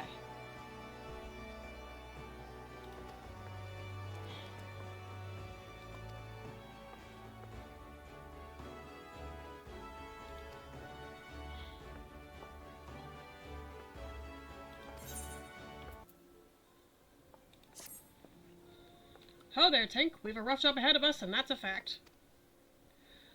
Matters are tangled enough that, what with that Milalas Mort snapping at our heels, but we still managed to grapple that first trinket without too much fuss.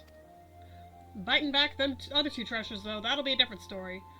Once the stray gets here, I'll explain what, or more to the point, who, we're up against.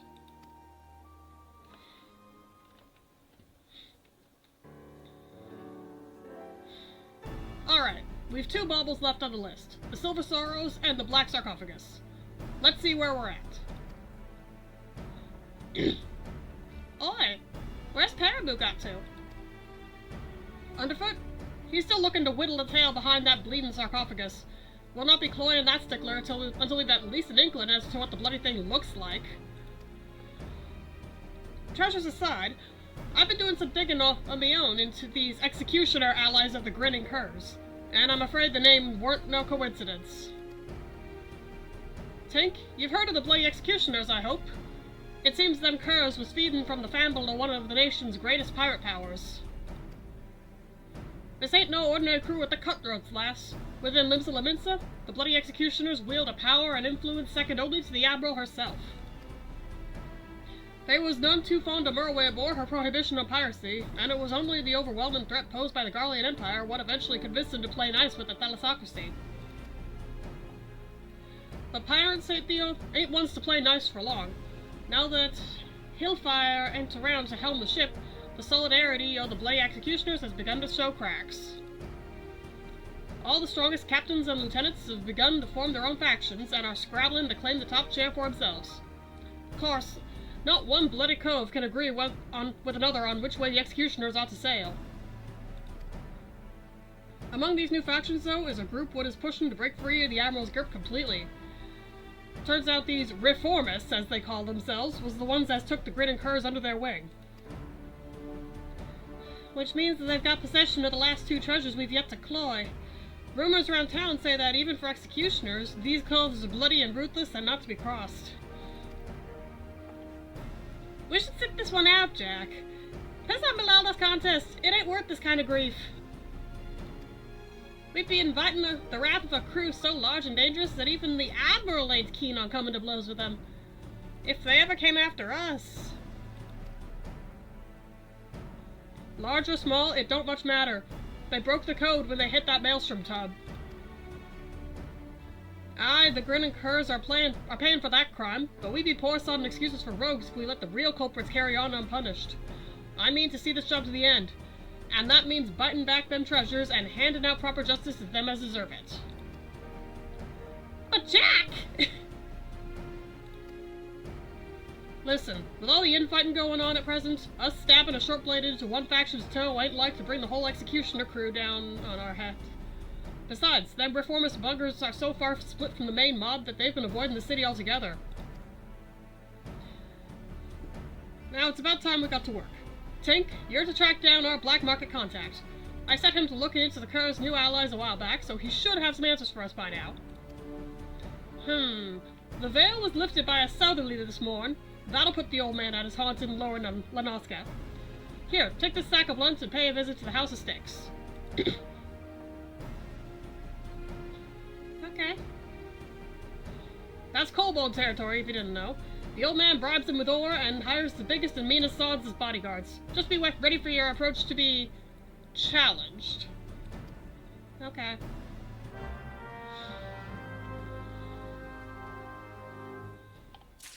Okay, where am I going?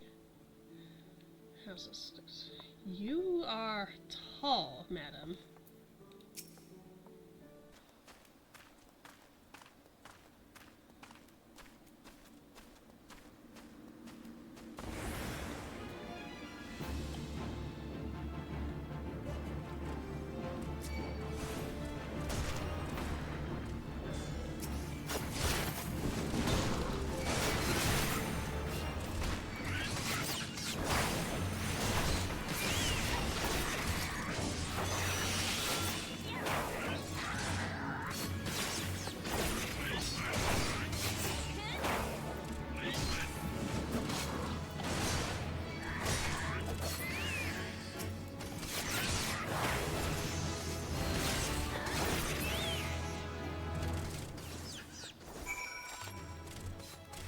figured that would get me there.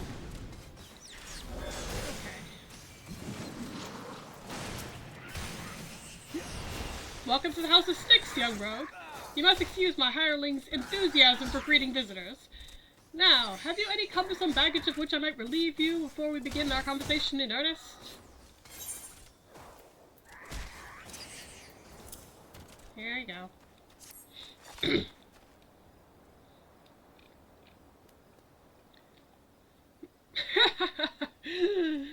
A heavy burden for one of your tender years to bear, but its weight has balanced the scales. The sum is paid and the deal is made. Let us speak of these reformists. This faction that so wronged the code now seeks to peddle one of its stolen treasures, the earrings better known as the Silver Sorrows. The deal, it is said, is set to take place at Costa del Sol. The buyer? A moneyed merchant from the golden sands of Olda. The earrings will be out in the open, vulnerable. I would target the moment of transaction were I so inclined.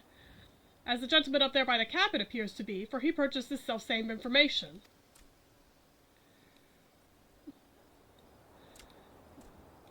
Though he attempts to disguise his identity, the stench of a soldier yet lingers.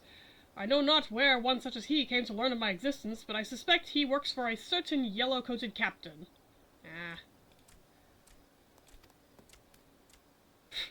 Yeah, look away. Yeah! Brave she is, but foolish. Stumble blindly into the underworld, and your groping hands will not save you from the holes at your feet. Sudden shall be her fall. Oh boy. Okay. Back to the Rogues Guild.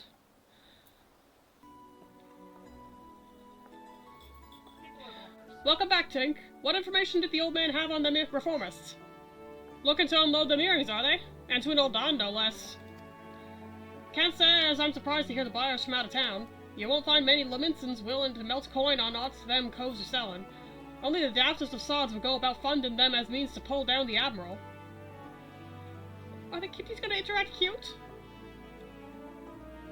They're looking at each other.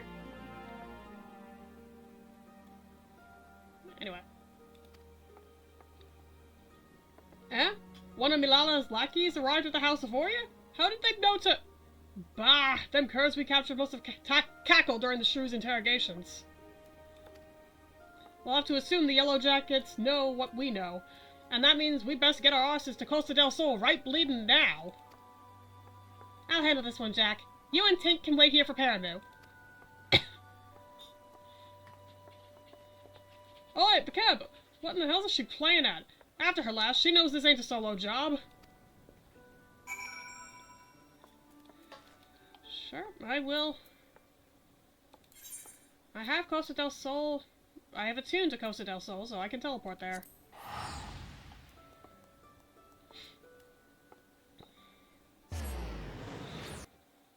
I'm getting flashbacks, though. Okay. There you are.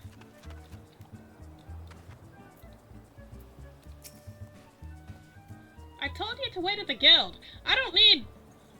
Well, it might be as I could use an extra mort in the shadows after all. Jack has his mind set on punishing the executioners, but me? I just want to skulk in, claw them silver bits, and skulk out. I reckoned that if I could manage that with no one the wiser, then they wouldn't know who to come after. Finish the job without drawing them to daggers, you know? It ain't exactly true to the code, but the shield of underworld honor won't stop them bloody killers from cutting me mates' throats and selling the sisters a glimmer. The guild's the only place would offer to take in a pirate stray like me, and I'll not see it burn to the ground. The deal's about to start. Say the word when you're bend to head in. Ooh, solo instance. Alright, here's what we know. The rich merchant what's come over from Olda is some old master get Lalafell names! Gagaruju. The call as owns Costa del Sol. Gagaruju's taken his guards and dancing dells and pranced off down the beach someplace, giving over the use of the entire resort to his friend. Seems she didn't want an audience for her bargain with the reformists. Which, as it happens, works out well for us. We'll wait until they're busy haggling over price, then snatch the sorrows and hop the twig before they realize aught to miss. Sound like a plan? Yep. It sounds like a quest that would be hilarious if we're playing Rogadin or a max height male Aura.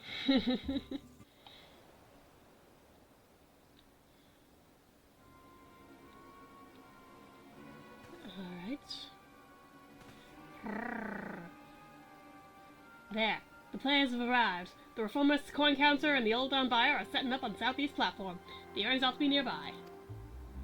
Hang about. Where are all these other calls? The place is meant to be empty. I see some nasty-looking blokes in Old Down garb and...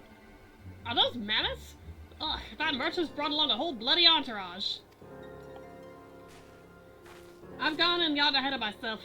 I should have realized the job would never be that easy. We'll have to mill a few of them bodyguards first, I reckon. You don't want to fight through a forest of blades should you get caught sneaking about up on them narrow walkways. Jack! I thought I'd... Sorry your excuses, love. I know full well what you're about. You start going soft on us, though, and it'll be like losing one of me arms. I can't take on the bloody executioners all by myself.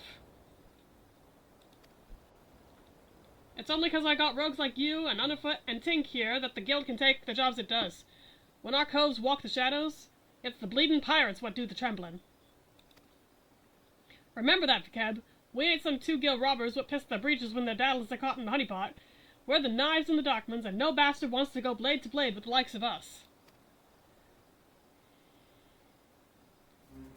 I see you've not changed your mind, then.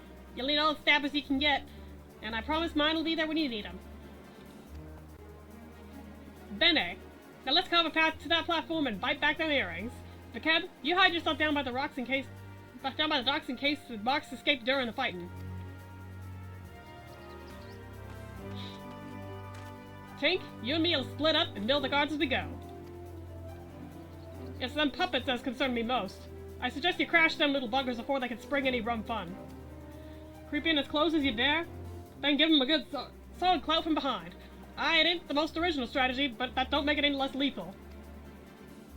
Once you're done with the first group, slip back into the shadows and move on to the next. Not to it, eh? Okay. I'll head over to the back while you start in from the front. Let's wrap this up before our jackets blunder in and scare off our marks. Alright.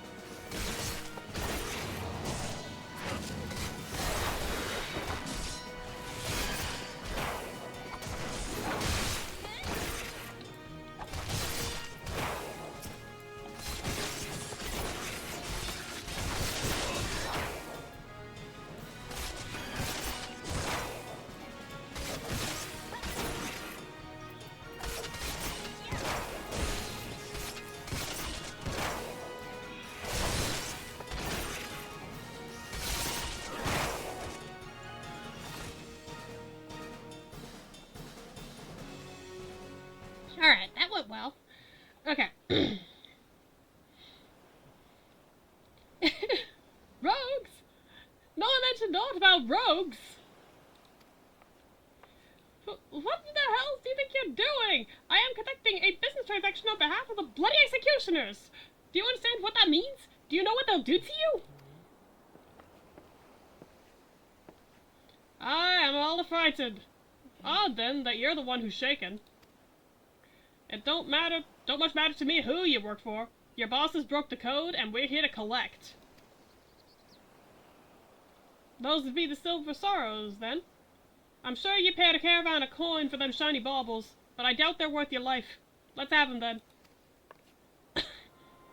Well, wait, damn you. You should know that this personage is an extremely influential member of the East Aldenar Trading Company. Surely you've heard of it. If the threat of reprisal will not stay your hand, then consider the political ramifications of interfering with a foreign dignitary. The Admiral would not desire you to damage Lim's relations with Ul'dah. Yes, exactly. I am very highly placed in Ul'dah society. I have powerful friends who would not be pleased were you to mistreat me in any fashion. And you must understand, the Silver Sorrows are a historical treasure. A gift once bestowed upon Sultana Natasha Ulnasha by her champion. The earrings were later stolen from the royal vaults, and we lost hope of ever recovering them. That I might so easily purchase them thus is a miracle. The return of these trinkets will be... that is to say, the Sorrows must be returned to Ul'dah. Can you not look the other way for the sake of my nation's pride? You must think me some dull-witted thug. If this deal is being made on behalf of your country, then why are you sneaking about and consorting with pirates? An excellent point. One might doubt your quality of character were you to continue with these feeble fabrications. Hi. You need only entrust those earrings to me, should you truly wish to see them returned to Ul'dah, that is. After all, 'twas to fulfill that very purpose that the Thalassocracy bid on the Sorrows in the first place. Bit late there, aren't you, Captain? I think you'll agree this round belongs to us. On the contrary, my dear scoundrel, I made the winning move the moment I knew we were dealing with the merchant of Ul'dah. I come bearing an official order of seizure authorized by the Admiral herself. You will not be harmed, but I must insist you cooperate with this reclamation of unlawfully obtained goods. Though Costa del Sol is private property, it nevertheless lies within state-governed territory. Come along quietly, and we need not inconvenience Master Gekaruju any further.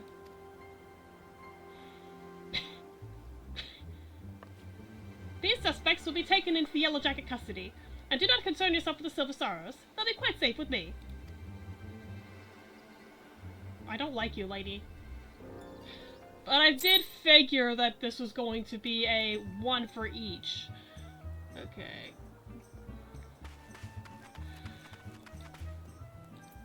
What's that mean? Well, we recovered one of the treasures, and now she's claimed that the second treasure has been recovered by herself. So there's one left for a tiebreaker. Bah! The hell's take that canary-colored harpy! We might as well have handed the thing to her on a velvet cushion. I'll go find Underfoot and help him with his digging. There's still that last treasure out there, and you can be sure the reformists won't be giving it up without a fight. Ah, you do that. Better luck to you, love.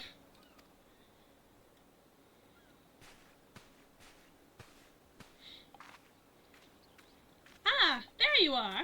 You left before events had truly been decided, and I thought you deserved to know the score. The Ul'dah merchant has acquiesced to our requests and surrendered the Silver Sorrows into our keeping.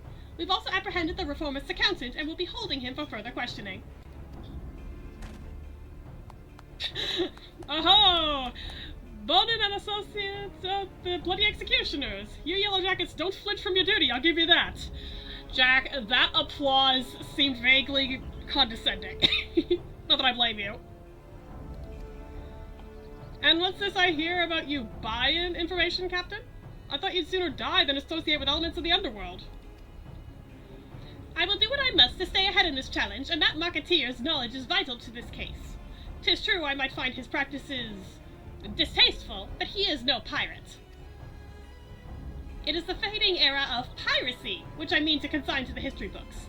And that chapter will never be fully closed until every pirate-spawned relic, including you and your guild, becomes a thing of the past. Valiant and forthright! These were the words by which the Yellow Jackets live. It is the manner in which we protect Linza Laminza. I swore an oath on the graves of my sisters.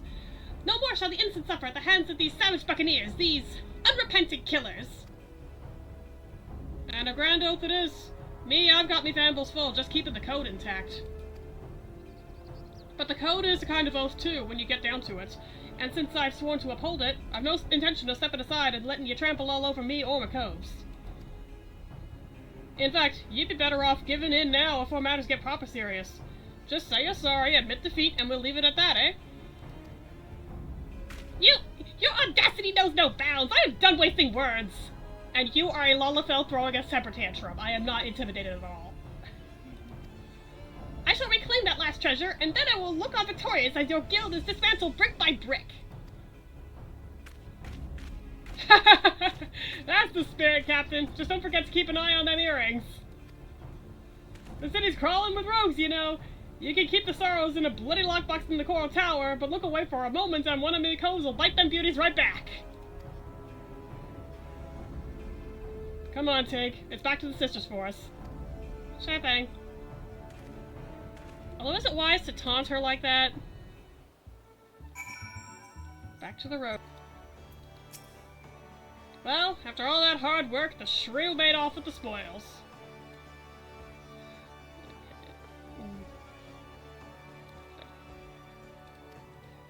And as far as her damn contest goes, I suppose that makes us even. It'll be the last treasure, this black sarcophagus, that decides the victor. Whatever the reformists are doing to keep it Bob, you can bet your grandmom's teeth there'll be some blade work needed before this job is done. Get yourself ready for a proper scrap, Tink. Okay. Final one. I was wondering when you'd show up, Tink, but bugger me if you don't look ready to mill an entire crew of sods by yourself. And Benny that you are, because we finally uncovered some hard facts about that last treasure. Won't be long now before we cloy the winning piece and put this daft challenge to bed. Alright, I've gathered the other coves for a meeting, so let's get down to it. Okay.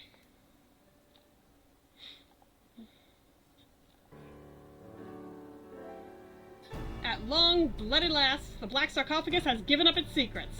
Underfoot, you have some news for us? Aye, Jack. I think half our trouble is in whittling the truth that it lay in calling this nasty thing a treasure. The black sarcophagus ain't no dimber bauble. It's the mark... That's a Roman numeral, I don't know what the... 51? What are the numbers? Or what letters? L-I? Let me look it up for you.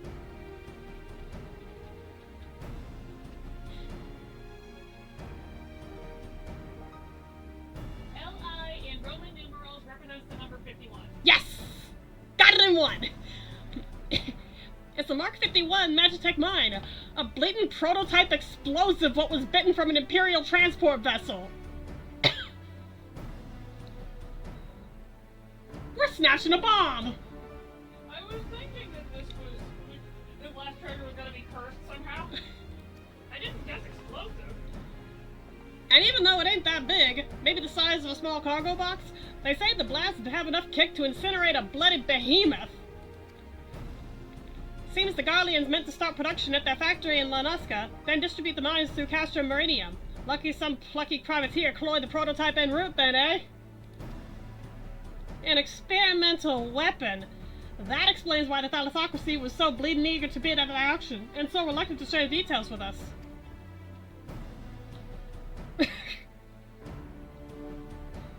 At least now we know the what, but there's still the question of the where. The Curs delivered their bitten goods to the reformists, that much is certain. What happened to the sarcophagus after that, though, we ain't so sure. There have been no reports of huge explosions or the like, so either the executioners still have the mine, or they've peddled it to some other buyer. The reformist faction came together out of their shared hatred for the Admiral and her ways. I'm guessing they didn't cloy that bomb just to sell it. What is it, Lonnie? A letter for you, Jack. Says it's urgent.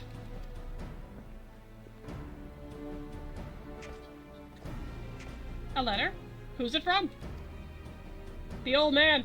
I found it while I was sorting through our daily deliveries.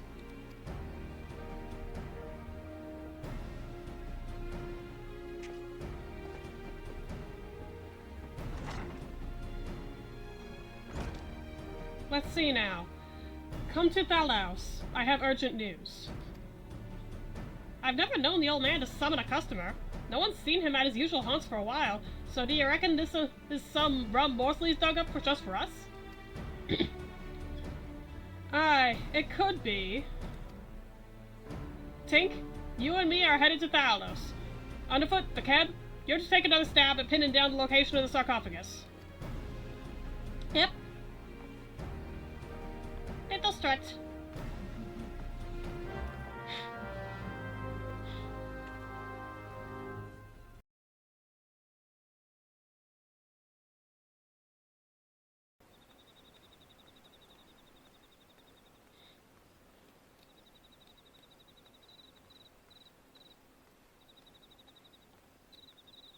He's probably down there.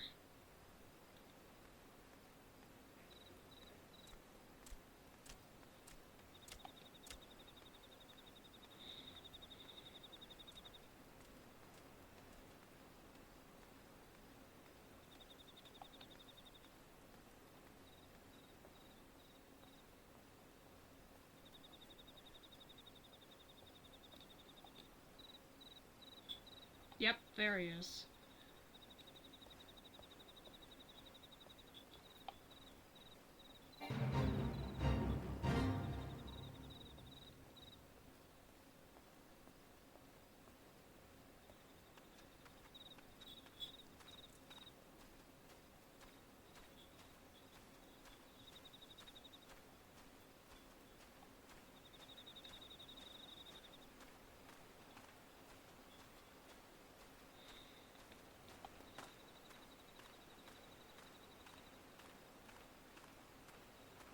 Well, that's ominous.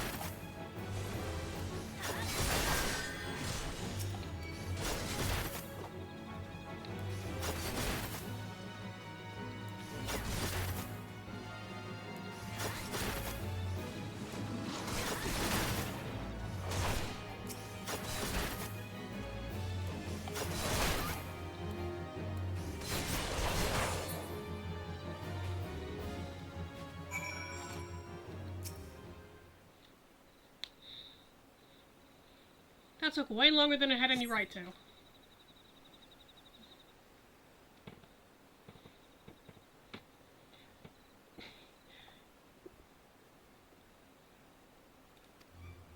Oh boy. You cross the bloody executioners and you get what's coming to you. Did you like our message? We wasn't sure you'd fall for it, but a little mystery goes a long way, eh? I did not go all the way to that trouble.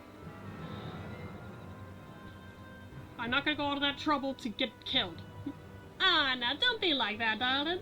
Me and my mates didn't have much choice. When the boss says go play with the rogues, then we gotta go play with the rogues. After all, we never asked you to come ruin our game now, did we? And don't give me no long-winded speech about your precious code. The reformist's vision stretches far beyond what them tired old rules is good for.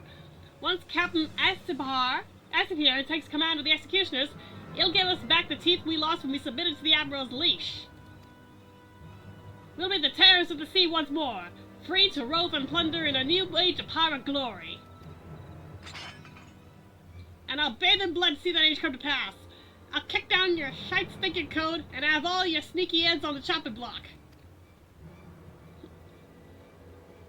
Like hell's you will. The only sentence that's supposed to be passed today is yours. Well, hello there, darling. Ain't you a fine-looking lad? I've heard all this prattle afore.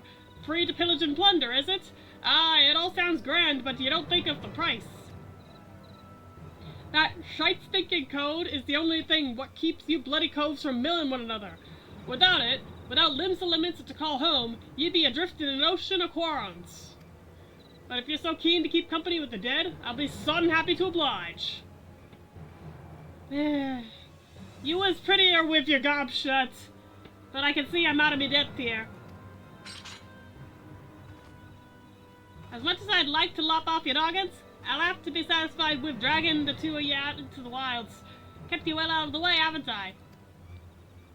Out with the dead! Ain't it obvious? Your stubborn guys is looking to swipe our the new toy, and my job was to stall you.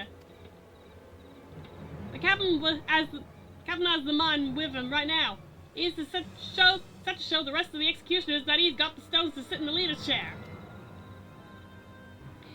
And what better way to do that than executing the bitch what snaps the chains on our crew? He's targeting the Admiral herself? You're planning to blow up the command room, ain't you? Ah, yeah, I've been permission to panic. Course, if you're to steer clear of the city, I'd be glad to keep you company right here, sweetmeat.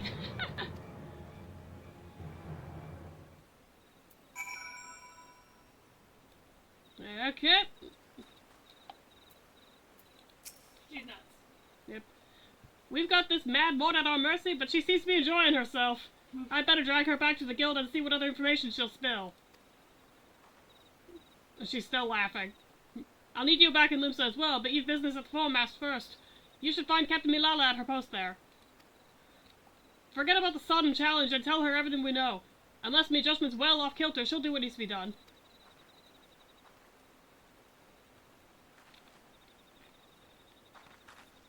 Were you mocking me, lady?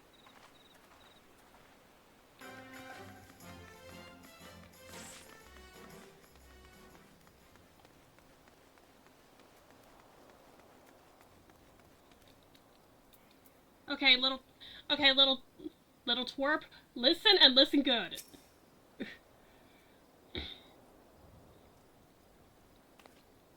Oh, you're one of Jack's rogues.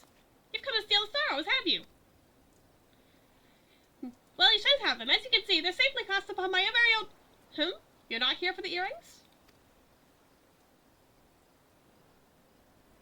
The Admiral, you say? And you are sure these fiends are in possession of sarcophagus? I must deploy more sentries at once. Do not think this voids our challenge, rogue. You can relay as much to your impudent guildmaster. I suppose you can thank him for the warning as well. Bye.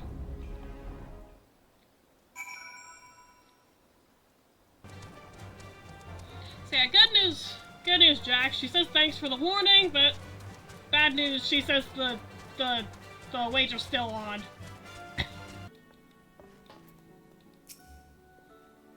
So the jackets are on the move? Bene. I've been listening to that addled pirate cackle since I got her back to the sisters, but she's given us not what we didn't already know. And we know more than enough. I say we rally the rogues and go after that mine, before it blows up in our muns. Okay.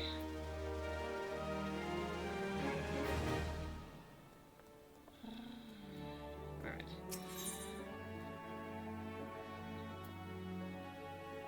This one should be it.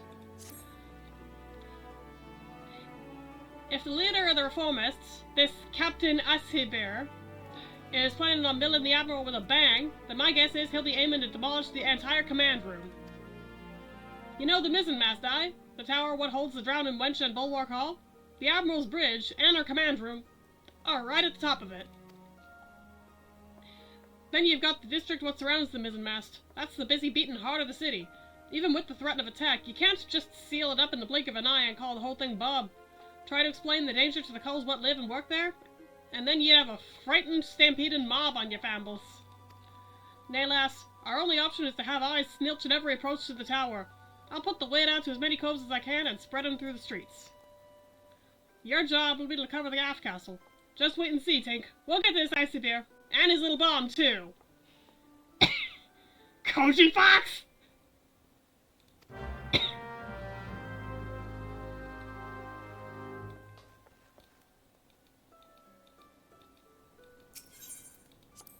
And then I was having trouble leaving the building. Okay. Aft castle, aft castle, aft castle. Alright, solo instance.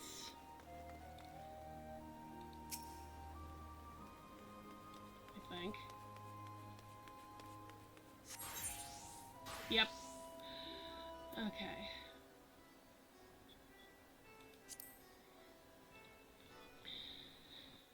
Alright.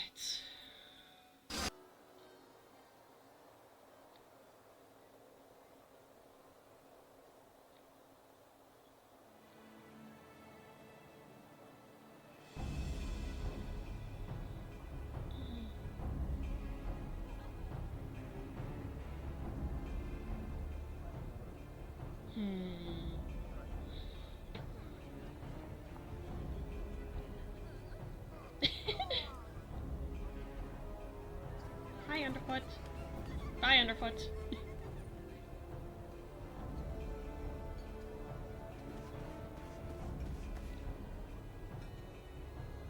Hey, Stray.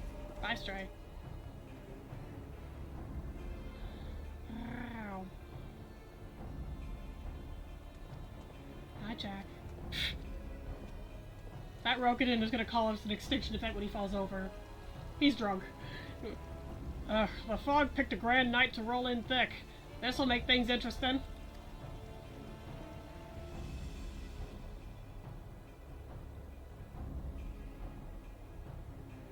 Our presence on the streets is far too thin. Where are the reinforcements I ordered? My apologies, Captain. There just aren't any more soldiers to spare. The bulk of our forces has already been assigned to guard not only the Admiral, but a number of other high-ranking personnel as well. Unacceptable! What could Commodore Rainer be thinking? There are dangerous criminals stalking the city as we speak! Call in squads from the outposts if you must, but I want to see our security tightened and the populace properly protected. But, Captain, we can't be certain the pirates' plan hasn't changed. If we consider the possibility that they switch to a target outside the walls, it would be folly to weaken those defenses. You've made your point, Sergeant. Return to your post. Did I mention that her sergeant is a Rokunin? Yeah. You're gonna hurt your neck, lady. Yeah, that voice that you were giving, she's a Lalafell, ain't she? She's a Lalafell. Does the name tip you off? Milala? Oh, God. Tiny kitten demanding that Alliance change course. Pretty much.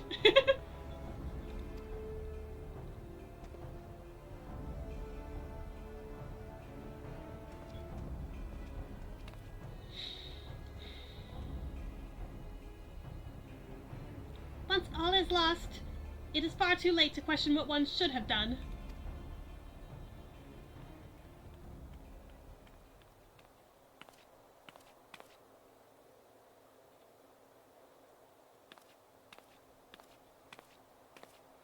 You seem troubled, sir.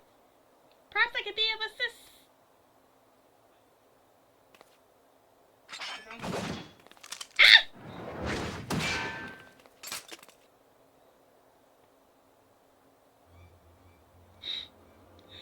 I've been dying to meet you, lass. I keen to set eyes on the bold yellow belly what cost our crew a fortune in old on coin.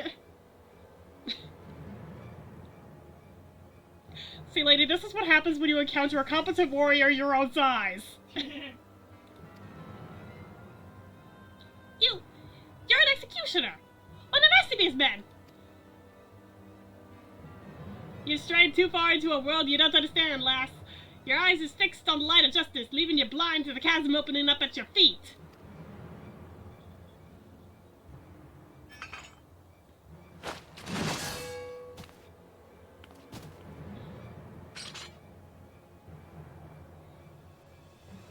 At least they'll say you died with your boots on.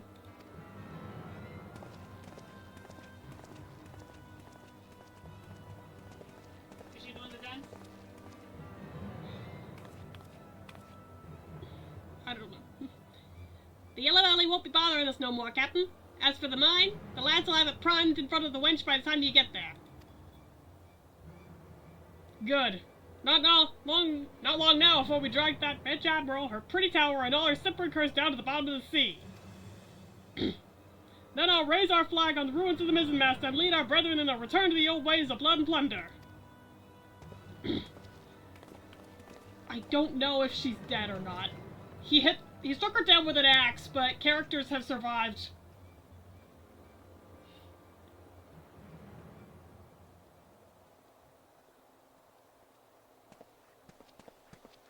Should not have had that last bottle. Bottles? The wife is gonna kill me. Eh? What's that then?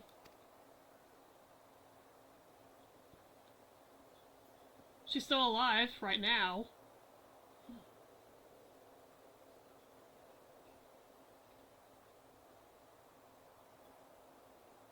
Not after the command room.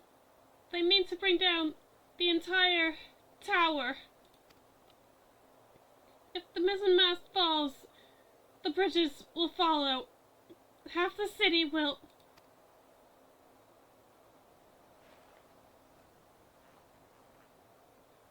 Please, you must help me. The danger, far greater than we. Well, yes, it's like... No, I didn't say nothing. Didn't say nothing!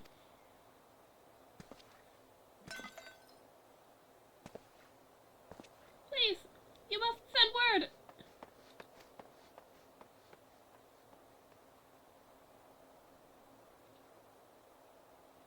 Someone must be told.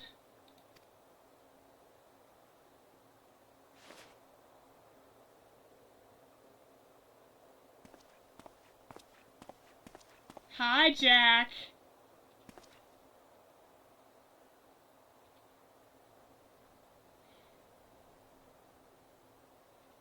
How did you... Your valiant and forthright weapon. You could hear that single pistol shot from miles away. Weren't hard to guess what had happened. She got off one shot.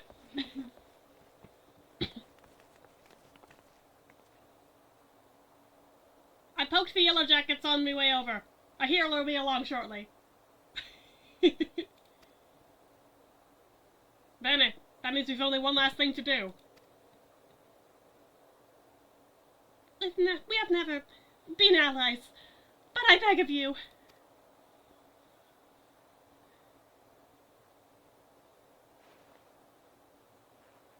You must stop them. Save the city.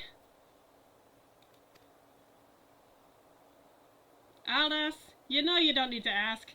Taking down mad coves and biting back what was bitten is our job. She's gonna cry. And she passed out before she could. I think he patted her on the head for a second. You all set then? She's ready. Ready, Jack. Always. Yes, sir.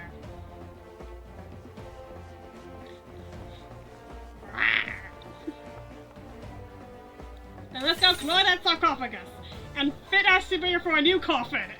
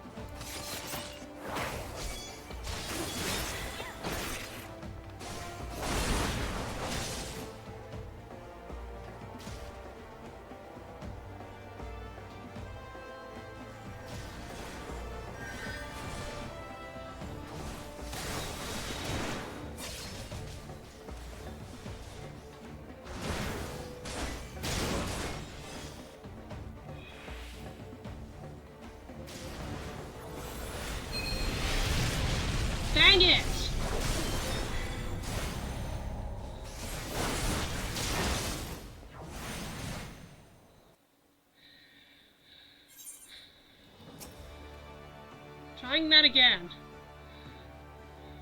I missed the part of the instruction where I had to...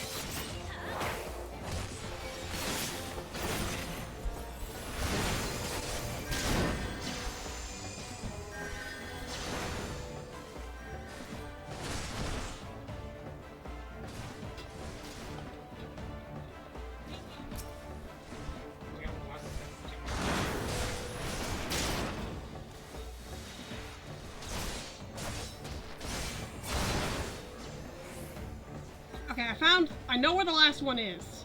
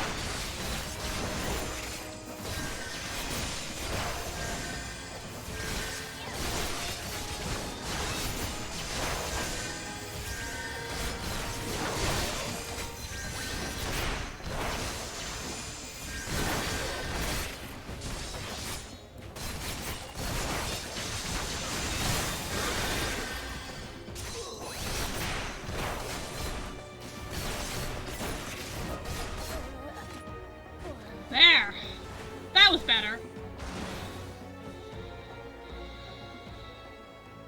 Phew.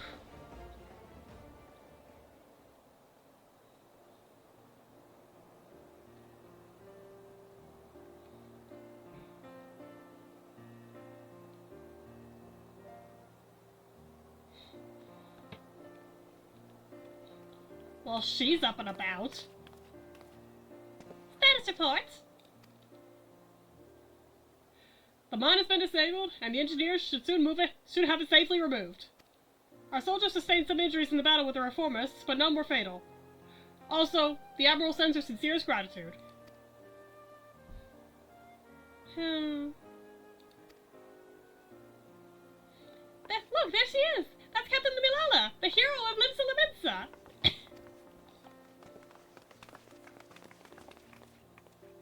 Are you recovered from your wound, Captain? We heard how you very nearly lost your life stopping that horde of pirates from blowing up the mizzenmast. 3 cheers for the Yellow Jackets! Our city'd be lost without you! But wait, that's not how it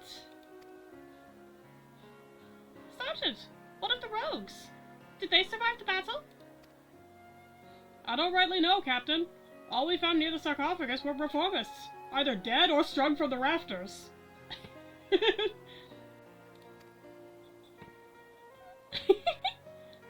Alive, then. It would seem we are deeply in their debt. Captain? Might I have the silver sorrows from you now?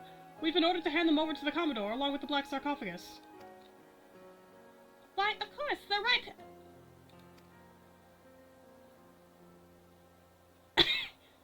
The earrings!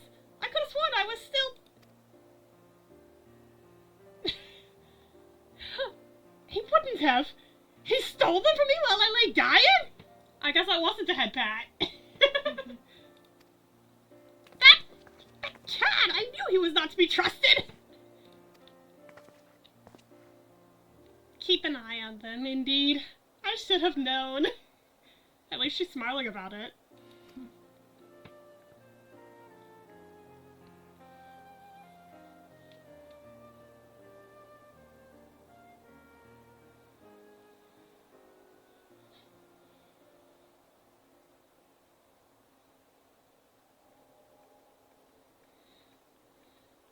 Are you sure about this, Jack? We should have cloyed the sarcophagus as well. He's got them on. I think she's earned it, don't you? If it bothers you that much, think of it as a trade. If you ask me, they look a bit daft. Well, I didn't ask you. So, the jackets ended up with the mine, and we got the diamond and the earrings. Which means victory belongs to the Rogues Guild! You alright, Paramil? Do you think Milala will leave it at that, then? I get the feeling we ain't done with her yet. I'd say we're done with her challenge, but you never know when our paths will cross again. We'll just have to see what Limsa's underbelly spits up next. Aye. This city ain't ever quiet for long. Well, it's been a pleasure working with you, Tink. If I ever need a trusty pair of stabbers by my side, I'll know who to ask.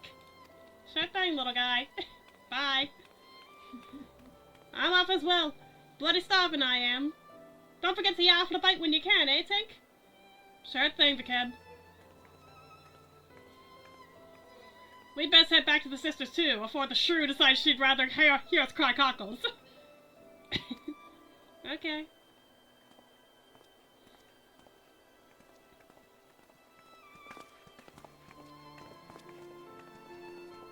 Then it worked, Tink. Be seeing you soon. How did you do that? And where can I learn that trick? What did you do?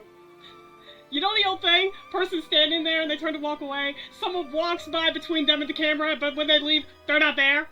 Classic. Yep.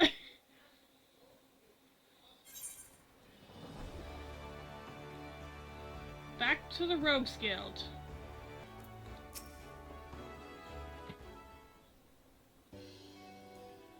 Hello there, Tink. It'll be nice to finally have a bit of rest, eh? The job never ends, but even a dimber-damber like myself needs to breathe every now and again. You and your venturing mates must be wondering where you've got to. That was a proper long assignment, but I'm glad you decided to see it through. You've proven to be a stalwart protector of the code, even if this ain't truly your world. when you walk back into the Enlightenments, you'll have to find your own code to uphold. And when you do, you'll have the skills you learned in the shadows to help you defend it. Yep. Well, that's more than enough prittle-prattle out of me. Your travels might take you far and wide, Tink, but know you're always welcome here at the Sisters.